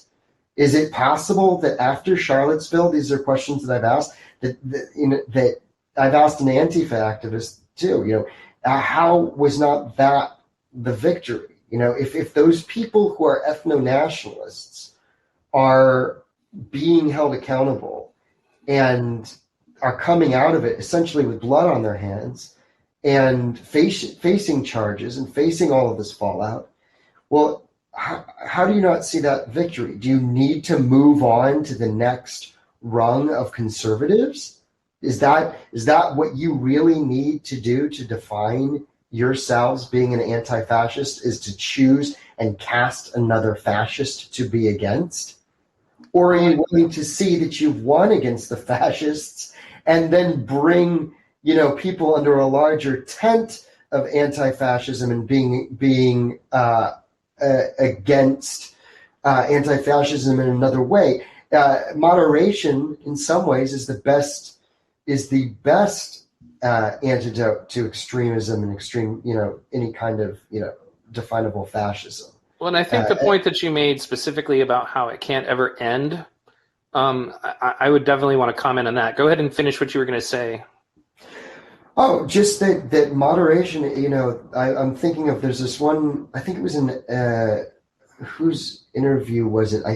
It was something on Vox, and they were talking to this guy in the Netherlands about dealing with extremism in the Netherlands. And they said the Netherlands is a really boring place to be an extremist, because if a right wing, the tactic was to just engage and just talk to these right wing extremists and say, oh, well, hey, well, what, you know, why are you feeling this way? You know, so forth. Well, at that point, it just becomes really annoying to be an extremist when somebody's, and that's kind of been my tactic, and that's why I get blocked so much, is because I get on these long threads with these sort of zealots, and eventually, you know, they kind of get bored or annoyed and block me. For the most part, some are very very persistent. But I guess the point that I wanted to make is that it's getting people to moderate or engaging and not holding them up and demonizing. Because when you demonize them, when you persecute them, when you deplatform them, what do you do when you take down all of Parler, or when you take down you send them off to the shadows in some dark corner of the web? Isn't it safer to know your potential extremist right there in the daylight, and be able to see them and to see how people are talking? I mean, that's what you used to be able to see on Parler or Twitter and so forth. So this mass deplatforming, I don't know that it makes anybody safer or brings anybody closer to moderation at all. So, Right. all those headlines that I'm referencing, I'm sure if we read the articles, these are thinking journalists, embracing logic and reason in 2017, saying if you just persecute and take people down, that's only going to make extremism more potent on the other side. If you allow one group to get away with literally murder, as we saw in Portland in 2020. Right. And Yeah, so, and they're getting more and well, they were getting more and more bold. I think now they're dialing it back. But to get back to what I was saying, okay, so there's multiple reasons why it seems as though the antagonism must be preserved. First of all, you have the people making money on it. We mentioned earlier that Black Lives Matter, people are millionaires. Sean King, very wealthy. Ibram X. Kendi got paid $25,000 for a 45-minute Zoom call to a school. Like, he didn't even have to go there and get on a podium and do a presentation. He got paid $25K for that. Robin DiAngelo makes absurd amounts of money, basically going and wokeifying companies, and then they all get book deals, and they all get so there is definitely, like, what would these people do? They'd have to go get real jobs if for some reason racism was cured. And the people that I see get broiled up into the anti-fascism part of it, like, I mean, so I don't know if you know who, I'm going to forget the guy's name. He does like these videos where he's talking at the camera and he's like in the dark. And he did this video called "It's Time to Wake Up," like right after Trump lost the election. And, he said that Antifa are not terrorists. They are anti-fascists who only exist right now because of fascist Trump supporters. And so I immediately made a rebuttal video to him using the video footage of Antifa showing up at Democratic National Headquarters and bashing out the windows and going into the streets with anti-Biden signs. right. Like literally the first day that Biden was in office. Some of these people, well, the Antifa anarchist types feel that their job is not done until society is overturned and then suddenly has become a communist collective. To them, so their end game doesn't really happen, and I don't see as much grifting in the Antifa movement as I do in Black Lives Matter. I'm sure Mark Bray, he's making some money from his stupid book, but I don't think that you see that quite as much. Those people, when you talk to them in their terms, in many cases, you run into a lot of kids who have a lot of mental problems. It gives them a place to belong. One of the other things I've noticed was that this isn't just true of politics, but because church is not a thing anymore, people are finding other things that fill the void that people would normally had put their religious pursuit. And you see that not just in, like, for example, I know of a wrestling team where it seems like the family's almost kind of, the family's involved. Funny is I called it a family, like a Freudian slip, but it's like, it's actually a bunch of families who are involved in this wrestling team, the youth wrestling team. And it really feels to me when I hang out there, I was like, this is like a church to these people. Like, it's, there's something else going on here. It's not that they're worshiping the wrestling team, but just that it feels like it fills the same social space, that church would have in the United States at one point.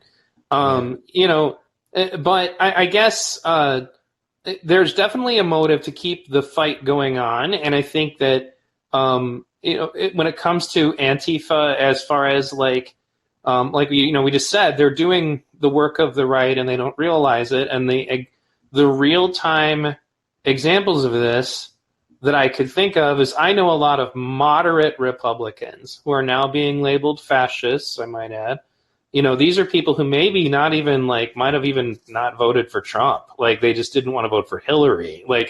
Just normal Republicans who are being labeled fascists, but they are people who would have been aghast at the idea of federal troops going and rounding up violent protesters and then shipping them off to some secret prison, who are now more and more comfortable with that idea. And they only get more and more comfortable with it the more ridiculous Antifa and the militant parts of Black Lives Matter behave. And, that's why those of us from 2008 who were paying attention to things like, say, the Patriot Act are going, I'm like, you guys don't realize that basically what you're doing at this point, and they're getting away with it right now, for whatever reason, leftist extremism is invisible.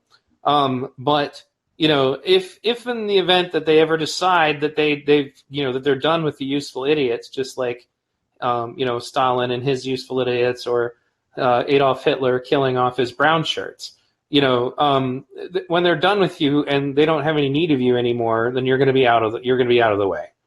They need to make the common person more and more comfortable with the notion that anybody who violently protests, should be treated as a terrorist and thrown off somewhere. That's the only effect that I've seen. This is something else that I discussed with anarchists. I was like, so you want to convince people that we don't need a state, and then their strategy is to go out and destroy people's property, threaten people, literally behave exactly like the kind of people that are the reason why we have a state in the first place. Like, explain this strategy to me. That makes no sense. Nobody who actually wants an anarchist society would ever do that. Like, because that literally, has the opposite reaction. It actually proves this is why we need a state. And that's why it just seems so ridiculous. Now, I want to get onto this January 6th thing a bit, was just mostly just to point out that it's another example of the desperate need of the boogeyman. That's why I was bringing up the war on terror. The war on terror would have had you believe that we were in dire threat of another 9/11 at any moment. And I mean, if you remember the color-coded system and all that, where they were like, we are currently an orange level terrorism threat, Right. And I'm not saying that terrorism isn't an issue. It's just that, first of all, they needed to demonize Middle Eastern people so that we can justify going to war in their countries. And it was a knee-jerk reaction that had a purpose. I think that demonizing the police is a knee-jerk reaction in a similar vein.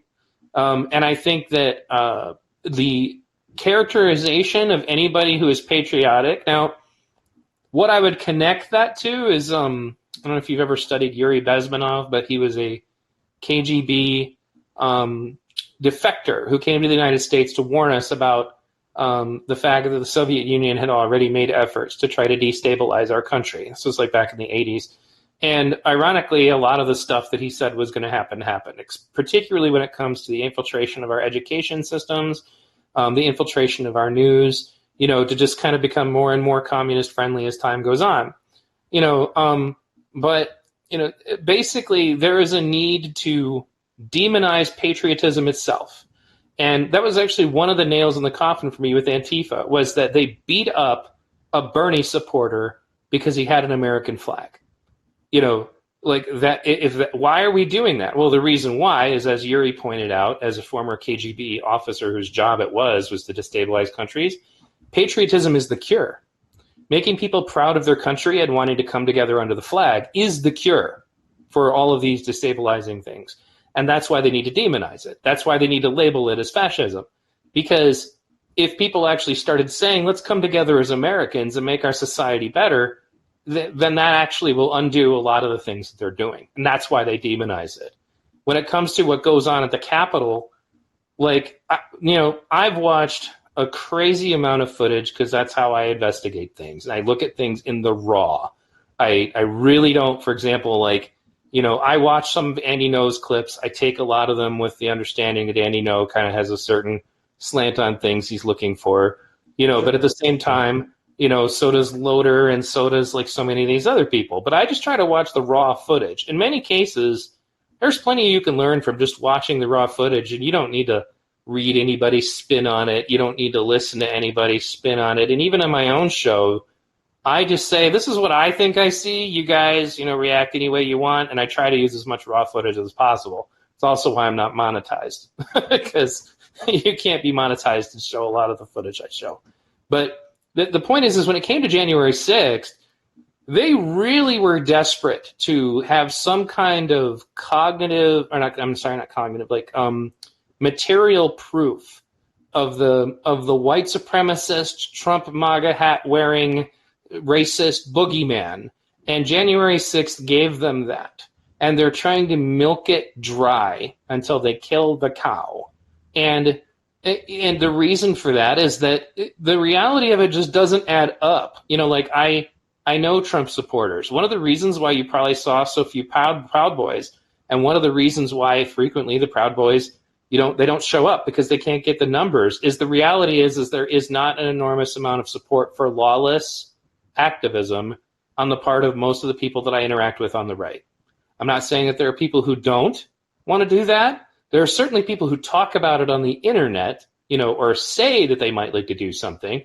But the truth is most of these people have jobs and families and can't afford to go to jail. It's just that simple.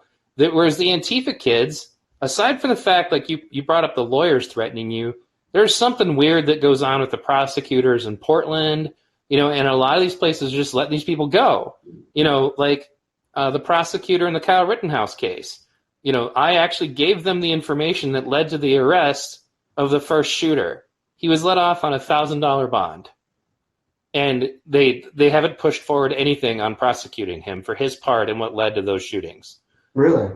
Yeah. And he's not prosecuting any of the damn rioters. He's not prosecuting any of the arsonists. I mean, it's starting to slowly happen, but he has a different priority. That would be the kid who, shot people to defend himself, because that's the public case that he thinks he's going to make his career out of, even though he's been looking like a total moron in court. So I hope it doesn't turn into anything. Go ahead and give the person. Just to be clear, that fires the first shot. It was shown actually in a New York Times piece where they had a gunfire expert listening and could hear that the first shots that ring out are distinctly different from the long gun that Rittenhouse fires. Yeah, it's a pistol. It's a pistol, and it's shot up into the air. Right, Joshua Zeminski. Right after Rosenbaum and Rittenhouse run past, Rosenbaum throws the bag, and a shot rings out, and he fires up into the air. And in video, you can see the muzzle flash of the shot being fired. Now, this, of course, now it'll be interesting to see how this is all talked about. But from what you could tell, the first shot is fired. Rittenhouse then turns, thinking, perhaps that he's being fired upon. I would expect that argument to be made, but he, turns and fires on the person who is running at him. But it was not immediately apparent to people that this first shot is actually fired by the person who you have identified. And my understanding is they saw video of him earlier at the gas station as well. Very tall, yep. Tall figure. And I have seen that. This is all. I haven't thought about Kenosha. I was up all night that night watching every single live feed and put together a timeline myself. And what a lot of people don't know, the things that they don't know about Kenosha, that is, obviously going to be on the top of the list. Another, I mentioned this to you, the Black Lives Matter protest ended at 9 p.m. There is a feed by Reg Incognito, who is a live streamer, and he shows at sundown the Black Lives Matter organizers saying that they're going to respect the wishes of family members and those who are. It was Jacob Blake, right? That's right. Kenosha. Yeah, yep. that are connected with the issue being protested, so to speak, the police violence in that case, and the wishes were made after it had already been 2 nights of rioting, or I don't know if that's exact, but there had been rioting, and so at 9 o'clock, the Black Lives Matter protest says everybody go home, and they disband the protest, and then in that area right in front of the I guess it's the city hall, all of a sudden a second wave comes in of a more militant group. And then they rattle the the fencing and all that happens with Well, right. And I guess the point is that the official people may have come out and said that, but there were clearly people that were Black Lives Matter protesters who stayed and continued to participate in what happened later. To be a part of the riot act, the after curfew riot action, which was right, and that comes back to what we said earlier about not having leaders. Like, okay, sure, you told them that, but then the funny thing is like the burning didn't even stop then. The very place where the first shooting takes place was burned to the ground right afterwards. Like the shooting didn't even end anything. It just kept going. And that guy is now totally ruined. He lost everything he had because his insurance company weaseled out of compensating him under the guise that it's domestic terrorism, so they don't cover it. But you're talking about the car source. The car. That's where the first shooting takes place. The first shooting takes place at the car source. Car source, right? And they were in the process of destroying the cars and all that leading up to that, and there were very clearly Black Lives Matter protesters doing that. I don't even use the word protest. I think the distinction is that the protest is done. This is a riot. This is a riot at Kenosha. No, that's fair. That's fair. And this is why. And I think as journalists and those who have been reporting on Kenosha, that's an important distinction, is that a protest ends and then this becomes, I guess you could say, a militant protest, but it's pretty much a riot, and it's burning and it's breaking things, and it's all of those shenanigans which turn deadly. Now, the other thing that people don't understand is that Rittenhouse, several times in feeds, you can see him offering medical attention to the Black Lives Matter. Yep, I did that in my video. There's actually one where he's literally doing that. And that's why when people tried to assign certain motivations to him, he went there to kill people. I'm like, well, first of all, earlier in the evening, he gave people medical attention. He was asking people if they needed it all night. Somebody pepper sprayed him in the face. He did not retaliate. If that was his motive, that's what he could have done. And in fact, did not fire his weapon at all until somebody charged on him, in which case he tried to flee, and then someone else fired a firearm, which was what led to everything else. Now, most people aren't interested in this, what you're saying. It's right. The they're not. They're interested. It takes looking at video. It takes accepting that this is a human being, even though it goes against my political field, and Mr. Rittenhouse does. They're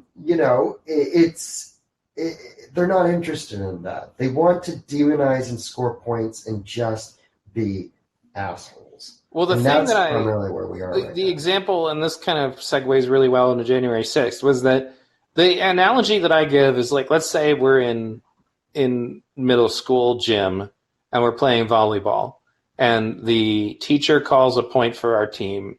Several of us saw that the ball was actually out and that we should not have been given that point, but we don't say anything because we want to win. Right. And if anybody else starts to say anything, then shut up, man, shut up. That's what journalism has become. That's where we're at.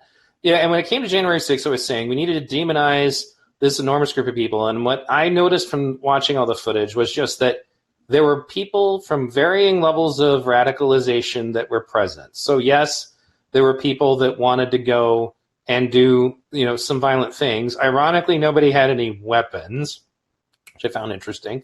Or so to speak, they had makeshift pedestrian type weapons. Right, but no guns. It wasn't like, rifles and pistols, which even in Kenosha, the BLM people had pistols. So the point is that there was this huge amorphous group of people, and they all had different motivations for why they were there and different degrees to which they were radicalized. The QAnon people are present, but that doesn't make, say, the Blacks for Trump members of QAnon. And the Blacks for Trump and their presence, and the fact that I've literally never, ever seen anybody in the Trump movement be anything but accepting to the Blacks for Trump movement and appreciative of it, I might add. And ironically, when I think it might have been the New York Times, somebody was doing a very biased documentary about January 6th. It was one of the major outlets. And I saw some footage I hadn't seen before of the tunnel fight, is what I call it, where a black man had been rendered unconscious in their conflict with the police trying to get into this tunnel, and his fellow rioters very carefully and with great care picked him up and carried him away to make sure he was safe, just like a soldier would in a fight. And I'm like, where's the white supremacy here? Because if that kid, that guy fell over unconscious in front of like actual neo-Nazis, they would have taken the opportunity to step on his head. They certainly wouldn't be helping him out. I think that it's entirely possible that there were some racist people who showed up, but nothing. This is another thing is like, I listened to the live feed specifically because I knew that something was going to happen the day that Trump gave that speech. And I knew also that people would mischaracterize him to some degree. And he does openly say, I hope that some of you will be going to the Capitol to peacefully and patriotically let our voices be heard. That's what the guy said. That particular quote doesn't get any airplay. Nobody ever goes back to it. It was important for them also to try to connect the whole thing to Trump, because they've been trying to boogeyman him as having this enormous power and being involved in every level of all of the right-wing extremism. That's why, like, when they came up during the debates, he doesn't even know who the Proud Boys are. He doesn't know who the Boogaloo Boys are. He doesn't know who these organizations are. It's not even in his radar. This does not mean I don't think he's a great guy. Go ahead. No, I would just object a little. I am pretty sure that that to me that came off a little disingenuous. And here's the thing about Trump, because I do, credit Trump's leadership as being the glue that held everything together for what was billed in his words as wild protest. So I do attribute January 6th to Trump.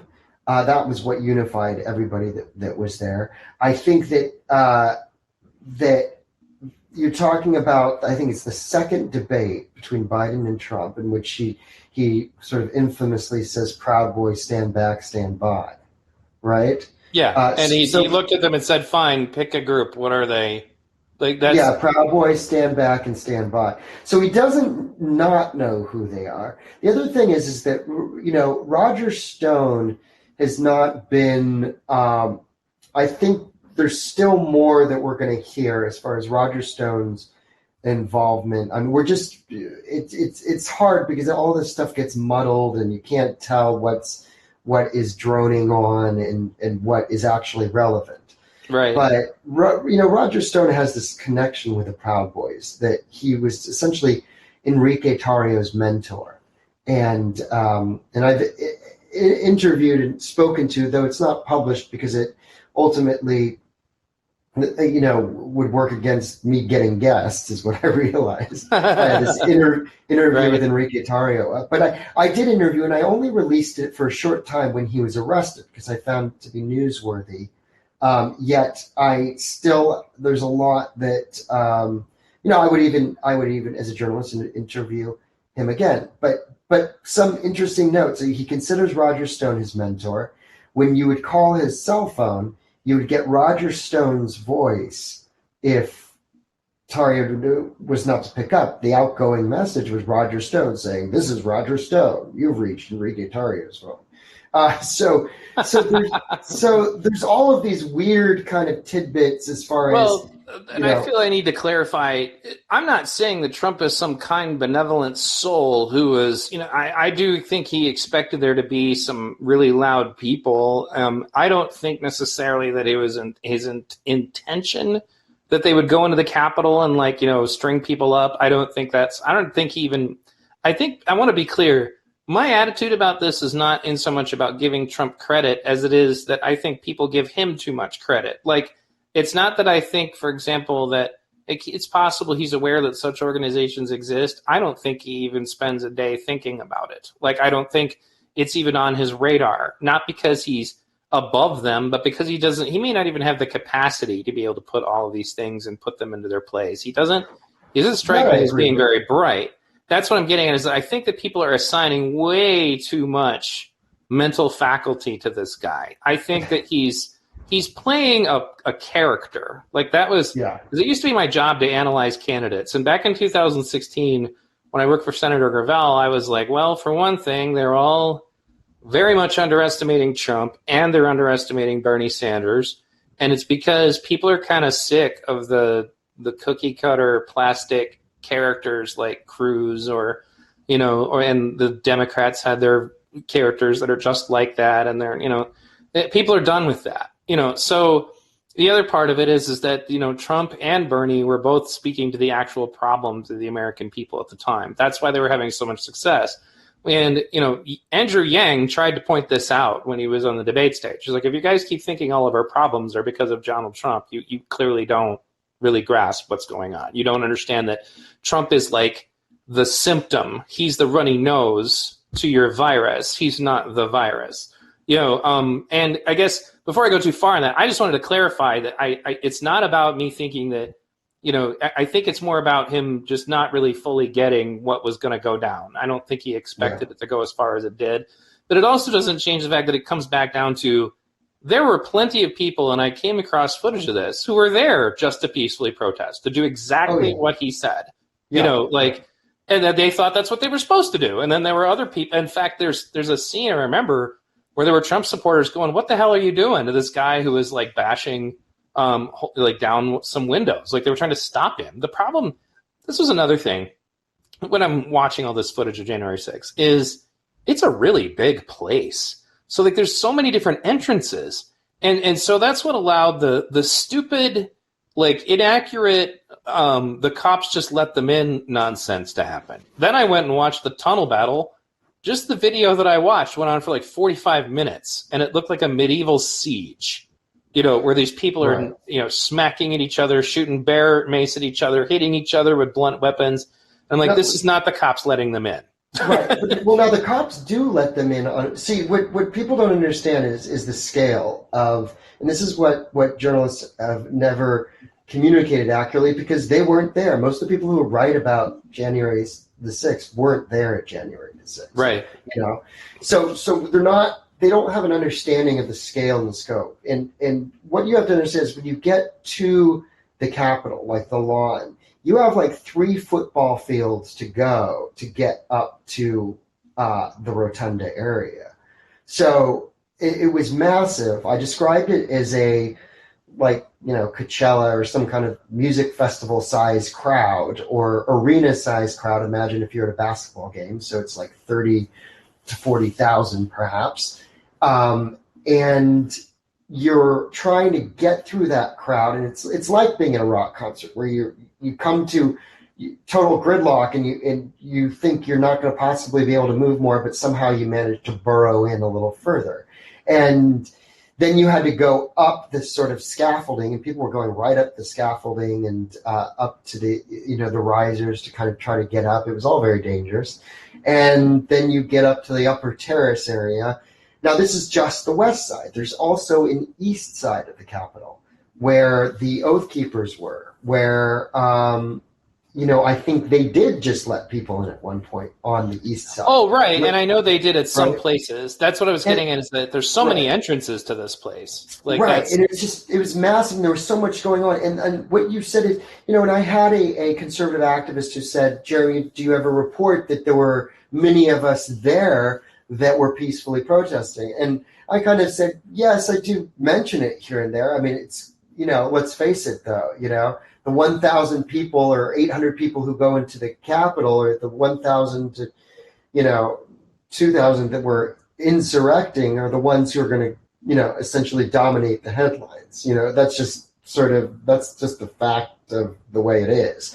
But I don't know that I could call this an insurrection because I did it first, but the way it's being applied to everybody that was there that day is wrong, because if only 1 in 30 people are insurrecting, in other words, if you have 1,000 people who are the aggressive at the point, but then you have 30,000 that aren't, or 29,000 aren't, it's not accurate to define an event by a small percentage of what the small percentage of people are doing.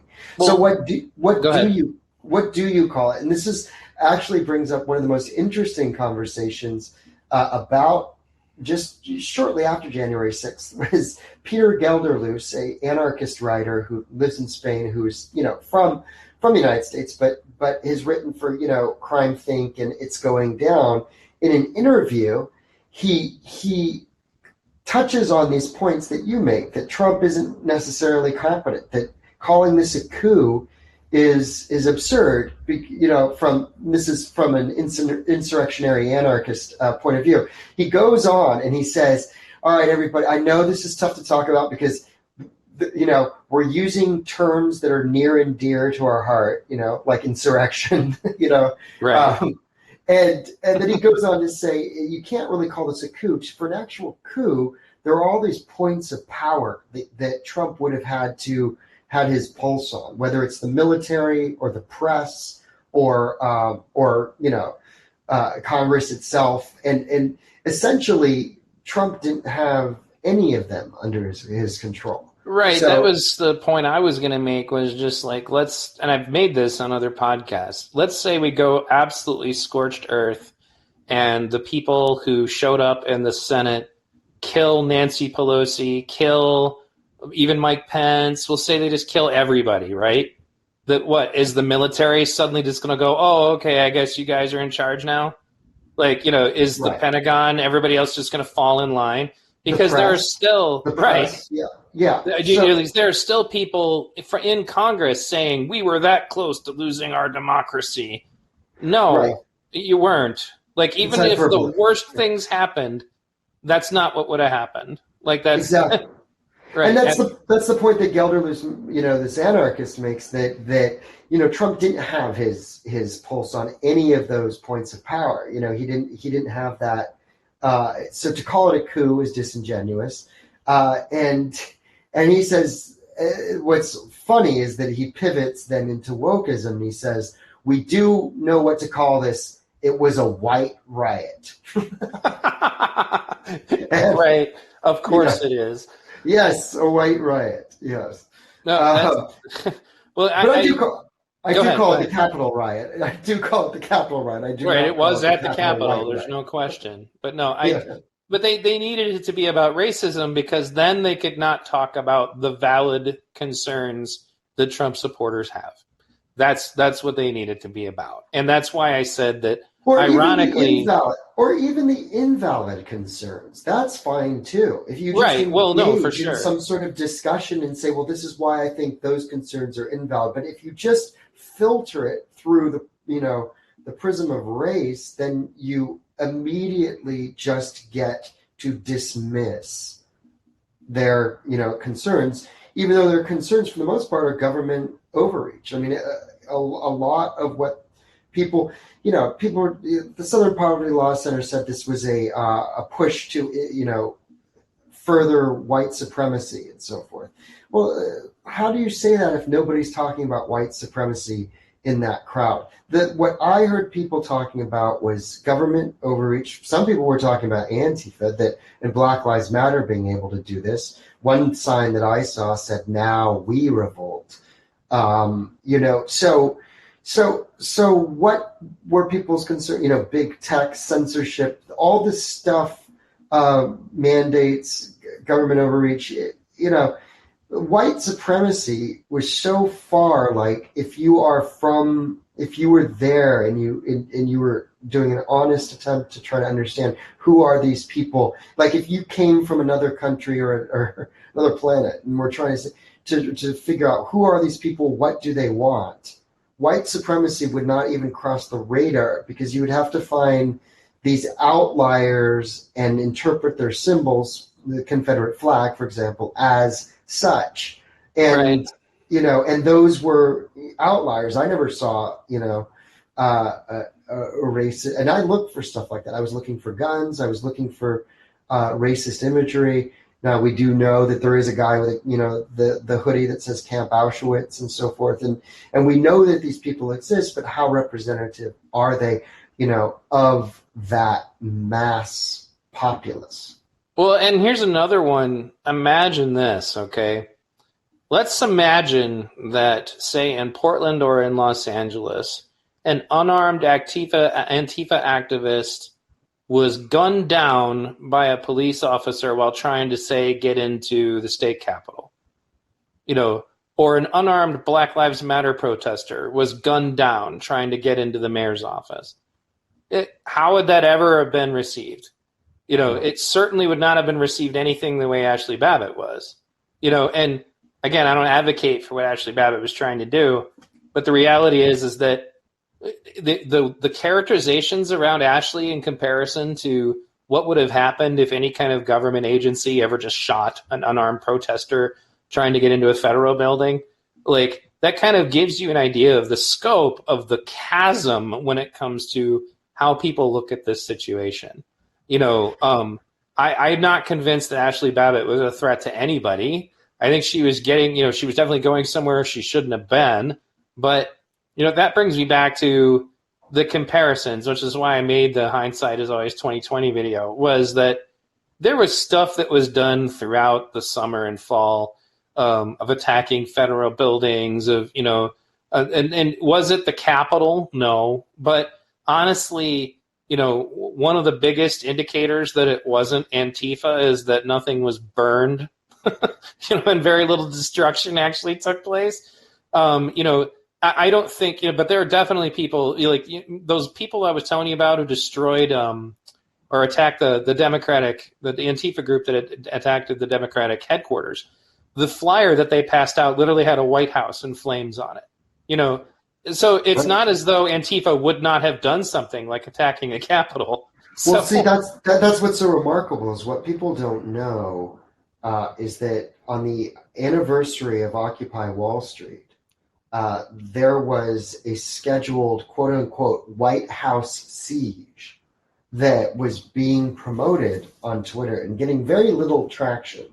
And it was from a group from Canada known as Adbusters.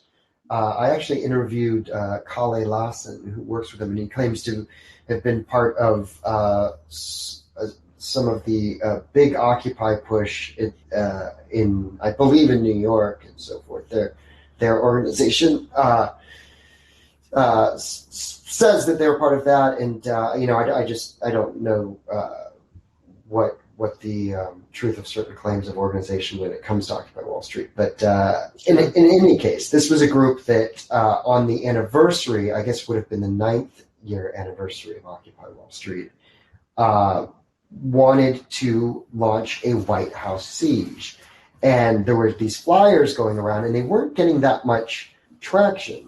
And I even talked to people at the time when they were still willing to talk to me, anti-fascist activists, and they said, well, I don't know what this is going to be. It might be Occupy 2.0. Occupy sounds so 2011. That there just wasn't. It was disconnected from the sort of boots on the ground youth, And I showed up in Washington, D.C. to check it out, and it was a complete bust. Nobody really showed up. I took some video and so forth of the surroundings, but there were all these flyers that went out that said, White House siege, and then they kind of took the word siege out and said it was going to be an art festival. But the point is that in the imagination of radicalism, a siege of the Capitol was not far off from a busted up promotion of the siege of the White House that was promoted to go through September, October to Election Day. Well, especially though, many of the Antifa activists and Black Lives Matter activists openly stated that if Trump won the election, that there would be more riots. Right. And that would be when I think you would see some kind of leftist attempt to try to organize and start, doing some serious destruction. So it's not like it wasn't within their mindset to say that they could do it. It's just that they kind of felt, okay, we took a W here, so let's take a moment and digest this. We're kind of winning here, so why should we push it that much further? But that's why I was getting at earlier, was just to say though, is you got to remember who these people are. Antifa activists are only not doing things of that scale. But for one thing, I've never seen an Antifa activist do anything that was as grueling and dangerous as what went on in that tunnel fight. They're pretty good at hitting people who are not looking at them. They're good at hitting people that they outnumber about 10 to 1 or more. They're not really good at sustained, actual, grueling fighting. And you see that whenever they actually get confronted by an equal number of Proud Boys. They crumple like paper. So it comes down to, it's not that they don't attack the Capitol because they support the government. It's that they don't attack the Capitol because they don't have the fortitude or the resources, or honestly just like the gumption to actually have the balls to pull something like that off. Or the leadership. Right, or the leadership. I mean, I did a video once because every now and then Antifa will start arguing with itself on Twitter, and they're hoping that they have you blocked. Like, Antifa people will block you really quick. And I got to watch an argument going on about what happened in in Portland when the Proud Boys beat the crap out of them and chased them off. And it turned out that it was a failure of communication, that they try to use consensus model decision making and what they call anarchist principles.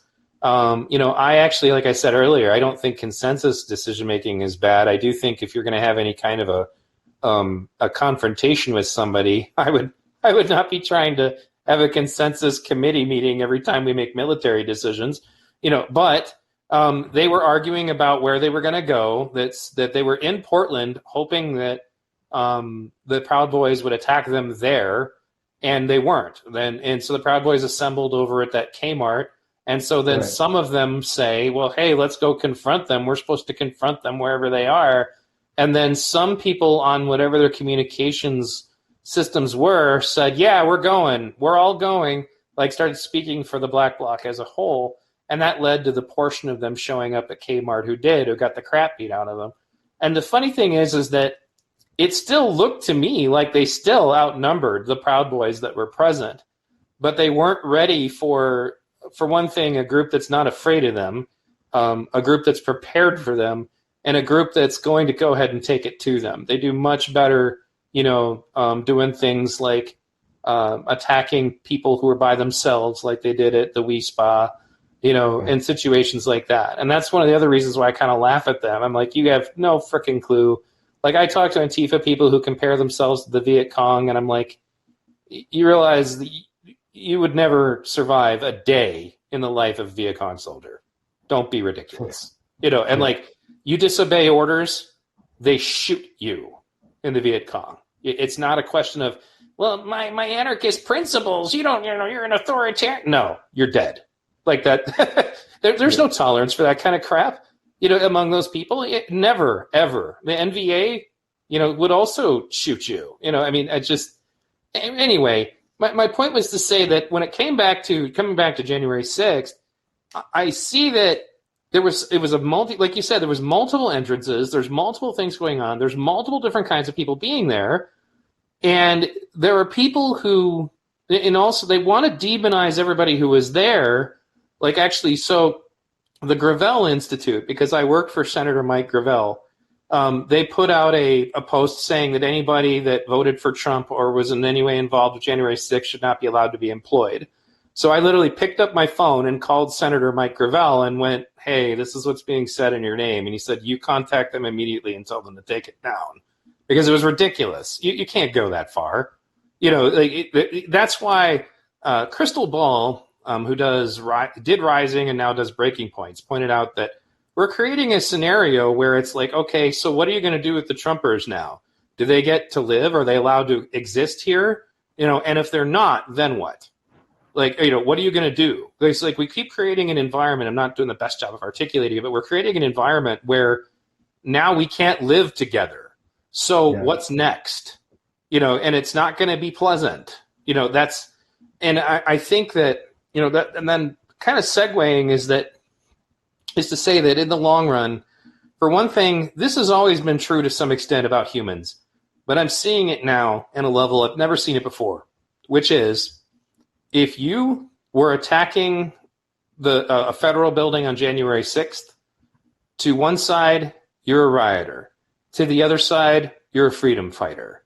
And they will twist any element of this if you're a Black Lives Matter rioter or or Antifa rioter, making those distinctions, then you're a freedom fighter in their eyes, or you're a terrorist in the other eyes. They want it always to work like that, which is why Kyle Rittenhouse is wrong for defending himself. He apparently, I've argued with so many of these people, the only outcome of that scenario that they would have been comfortable with would be the mob beating him to death.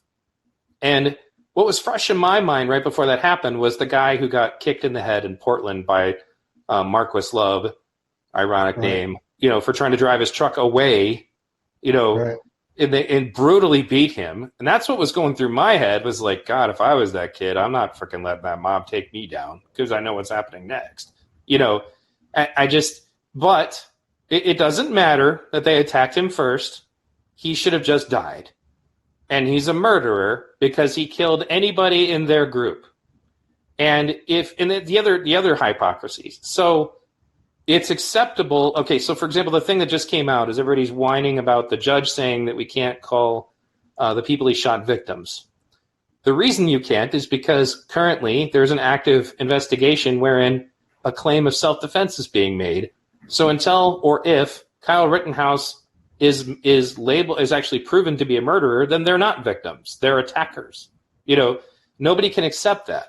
But to them, they want, and they're totally fine with the idea that Kyle Rittenhouse's fight that he got into with a girl who had hit his sister should be admissible. Kyle Rittenhouse just being a kid talking crap about some looters in a cell phone conversation in his car should be admissible. And everything, anything that could demonize him should be admissible.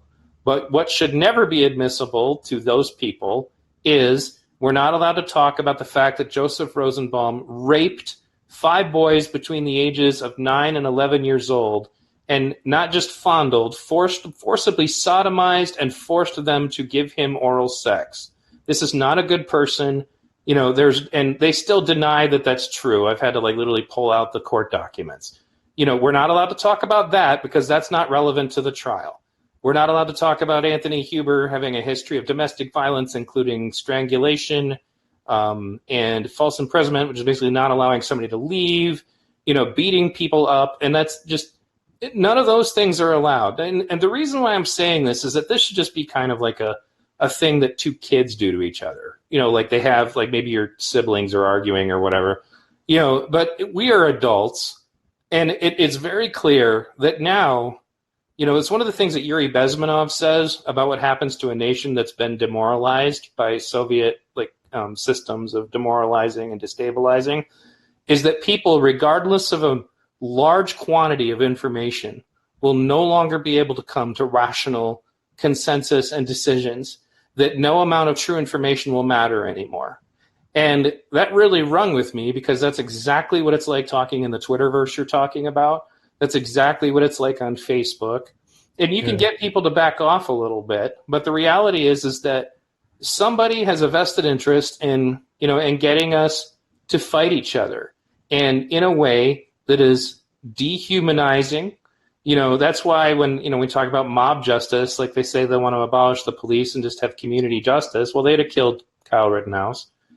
Community justice to me, well, the image that pops into my head is say the lynching of a black man who may have looked at a white woman.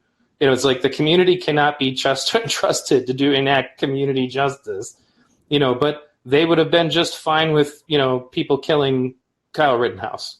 But Kyle Rittenhouse, the other side, they also said cruel things that I think were above it. Some of the right wingers have said some pretty terrible stuff. I wouldn't be making memes about Anthony Huber dying. They made skate or die memes, for example, that were a reference to an old skateboard video game, things like that. But I guess what I was just, to cap off what I was getting at before I start rambling would just be to say that we are now to the point where the polarization, the volleyball game, cheating is at a maximum level. And I hope that people who are left or right recognize that this is a threat to the fabric of society. It's not just about your Republican or your Democrat. It's about if we cannot even have semi-rational conversations wherein we talk to each other in good faith, the future of our society as a whole is in dire jeopardy. because at that point we stop being human beings and we start being animals. And that's what you get in the mob. And that's exactly what we've been seeing. And so as we look ahead, I can only hope that more conversations happen and happen across more platforms so that people can understand how their buttons are being pushed, how they are being essentially, how the engagement, how the algorithm is seeking that engagement. We're getting some discussion about it when it comes to Facebook, but now look at Twitter, look at all of these different platforms that exploit outrage and get you to engage on content, ultimately, that is very simplistic and that demonizes your political adversaries. Right. No, I agree with you wholeheartedly. And this has been a fantastic conversation, Jaylee. And where can people check out your work? Well, I'm taking a little downtime right now, and that's mainly because the scene has kind of gone a little cold in LA, which is good. But on Twitter, at Jaylee Quinn, in the media tab, you can see there's a long history of what I have recorded over the last year and change. And also, I do still have content up on publicreport.org. But actually, YouTube is a good place because that's where I do my podcast. So youtube.com/unblockedlive. youtube.com/unblockedlive. I call Unblocked Live the anti-polarization podcast. Awesome. Well, I like that name for sure. Maybe I should come on and be a guest sometime and we can do some anti-polarizing. We can talk a little bit more. That would be great. I'd appreciate Yeah, it. for sure. We had a great talk today. Thank you guys for tuning into V Radio. If this is your first time checking me out, please check out my archives. There'll be other podcasts like this one listed. I have briefer shows. I have shows that are just YouTube, like video oriented, where I put together footage to kind of tell a story. So, for example, like my documentary, the Kyle Rittenhouse incident. That's one of my longer form videos where I really get down to the timelines and try to analyze what took place. I do not expect, nor would I want you to agree with everything I say. It's actually part of my story that, what I want people to do is to be able to engage with people that maybe they don't agree with and be able to glean from, their insight the things that they do agree with. That used to be something that we valued in this country, and now we don't. And that needs to change for the sake of the future of society. So once again, thank you for tuning in to V Radio. And if you can, consider supporting me on Patreon or PayPal or Subscribestar. You can find all of those links and the links to my social media at v-radio.us. Thanks again, everybody.